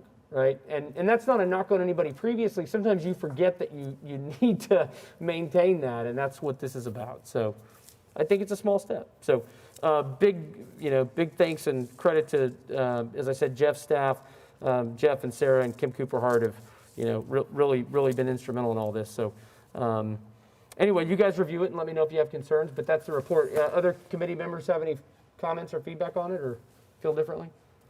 Okay. That's our only committee at the moment. So, Planning Commission members, Commissioner Clare? Nothing from me. Commissioner Powers? Commissioner Coffey? Commissioner Privet? Nope. Commissioner Hinkle? Let's keep our friend Mark Ruffin in our prayers. He has COVID-19, as I understand it. Oh, man. And in the hospital in ICU. Not on a ventilator, but he's been there for 3 or 4 days now. Certainly will do that. Commissioner Heisman? Commissioner Pennington? Very, very quickly, Mr. Chairman, you shared an article about urban sprawl, other issues that I really appreciated hearing about. I would love to be included in the conversations about what we're doing to address that and maybe some of the de-annexation conversations. I think that this conversation is become way more important after the 2 controversial issues we dealt with today as far as some of the far off parts of Oklahoma City. I saw that the last case was in Canadian County, you know, and I was like, this is just representative of the huge problem we have there. So I do think it warrants some further action. I am worried that we should start to do more to maybe protect and recognize those people who live in some of these areas and the way that they live. I tend to think exactly like Commissioner Highsmith when it comes to density. That is, I feel strongly about it, but I respect the fact that other people want to live in other places that don't have that level of density. And so I just hope that we can find some way to more systematically give their concerns space. Yeah. If you were to pick a policy issue that would overarchingly impact probably every decision we make, I think that article takes it all and crams it together. There's a lot there. If you haven't read it, I encourage you to read it. We all may have different views about it. You know what I mean? But that's great. I hope we will get a chance to talk about it. Maybe there's a way that we could work that into just a study session or something. Frankly, I'm looking forward to the day when we can gather for lunch and visit about random stuff that we used to complain about doing. So, and I know Susan is super pumped to come listen to, and Mr. Butler and Sarah and Jared are super pumped about that. So, at any rate, no, that's a great point. I don't have anything else. Planning Department. I just wanted to mention, we may be able to go back to Zoom meetings, possibly next meeting, but probably not likely. So I just wanted to get the commission's take on that. Is that the preference to go back to Zoom meetings? Look, I'll defer to the greater the greater opinion of everybody else, particularly those people who are more susceptible than me. As it stands currently, I have at least 3 more months of immunity according to medical professionals. But I want to be respectful of everybody's comfort level and what they want to do. There are challenges both ways. We've experienced them. Zoom meetings make me very uncomfortable because you are asking people to participate in a way that is foreign in some respects, joining a Zoom meeting, operating a phone call. I'll pick on my own family. If my mom or dad had to do that, I'd be with them for 20 minutes trying to get it to work. It just makes me nervous. It really lengthened our meetings a lot, because you have a lot of time that you have to just sit for a minute and let somebody figure out how to I can see somebody in the back stand up and start to walk this way. It may not be our decision. That decision may get made for us. But if it were our decision, I mean, my preference would be to continue to sit here in a glass house of emotion with my mask on but I am fine either way, and I agree with your comments about that. There are things about the Zoom meeting issues of participation that make me very uncomfortable also. But I have to say, it's just as daunting, I think, for people to think about coming here in this environment. So, Well, and I had people feedback from staff last time say it is really hard to hear you on that side of the glass. We've all got these speakers blaring at us. And, you know, people are saying, I can't hear a word you're saying. I don't know what's going on. And you know, it's like, well, read my lips. Too soon, I'm sorry. So, but you're right. It's logistically challenging both ways. I don't know. That's why I don't have a strong opinion. I just. Is the city council's plan at this point to continue to meet in person? I don't know. They're hoping to be able to do that on the 16th, I think it is. So yeah, that's their plan, as I understand it, to go back to Zoom meetings as soon as possible. Wow. Well, that's a good indication of where we're headed then. Yeah. Yeah. So. I'd like some kind of hybrid version of that, but, you know. So if the legislature perfect allows world. us to go back to Zoom meetings, that doesn't mean we have to? It's No, just the the city. option because it would allow those meetings to be in compliance with the Open Meetings Act. Right. And so you would be able to make that decision. The idea is to let cities make that decision for themselves, or cities, counties, et cetera. I know there's lots of other boards here in central Oklahoma that are having a hard time conducting a meeting in person because of the loud, unruly protesters there. Fortunately for us, we don't have that here, but that's why my question was, is if the legislator passes it, if it's Not optional. mandatory. It's not mandatory. you know, I hadn't thought about it from just then, but, you know, it probably makes sense for us to kind of follow council's lead on this one way or the other. Agreed. Just because of the inconvenience or the extra wear and tear on staff and the way things get done. It's either one way or the other rather than back and forth, you know? Yeah, agreed. If council is making a decision to go back to Zoom meetings, I think we should probably go to Zoom meetings. So we'll see. We'll just leave it at, we'll see what feedback we get, and we'll be prepared to meet in person or to meet via Zoom if that's what's decided. Okay. We'll let you know as soon as we find out anything new. Development services is absent except for Jared. Jared? Nothing? All right. Municipal counselor's office? Nothing? Okay. Citizens to be heard? Sarah Welch? Okay. All right. I'll take a motion to adjourn. So moved. Oh, wait a minute. So All in moved. favor, aye. We're adjourned. Everybody.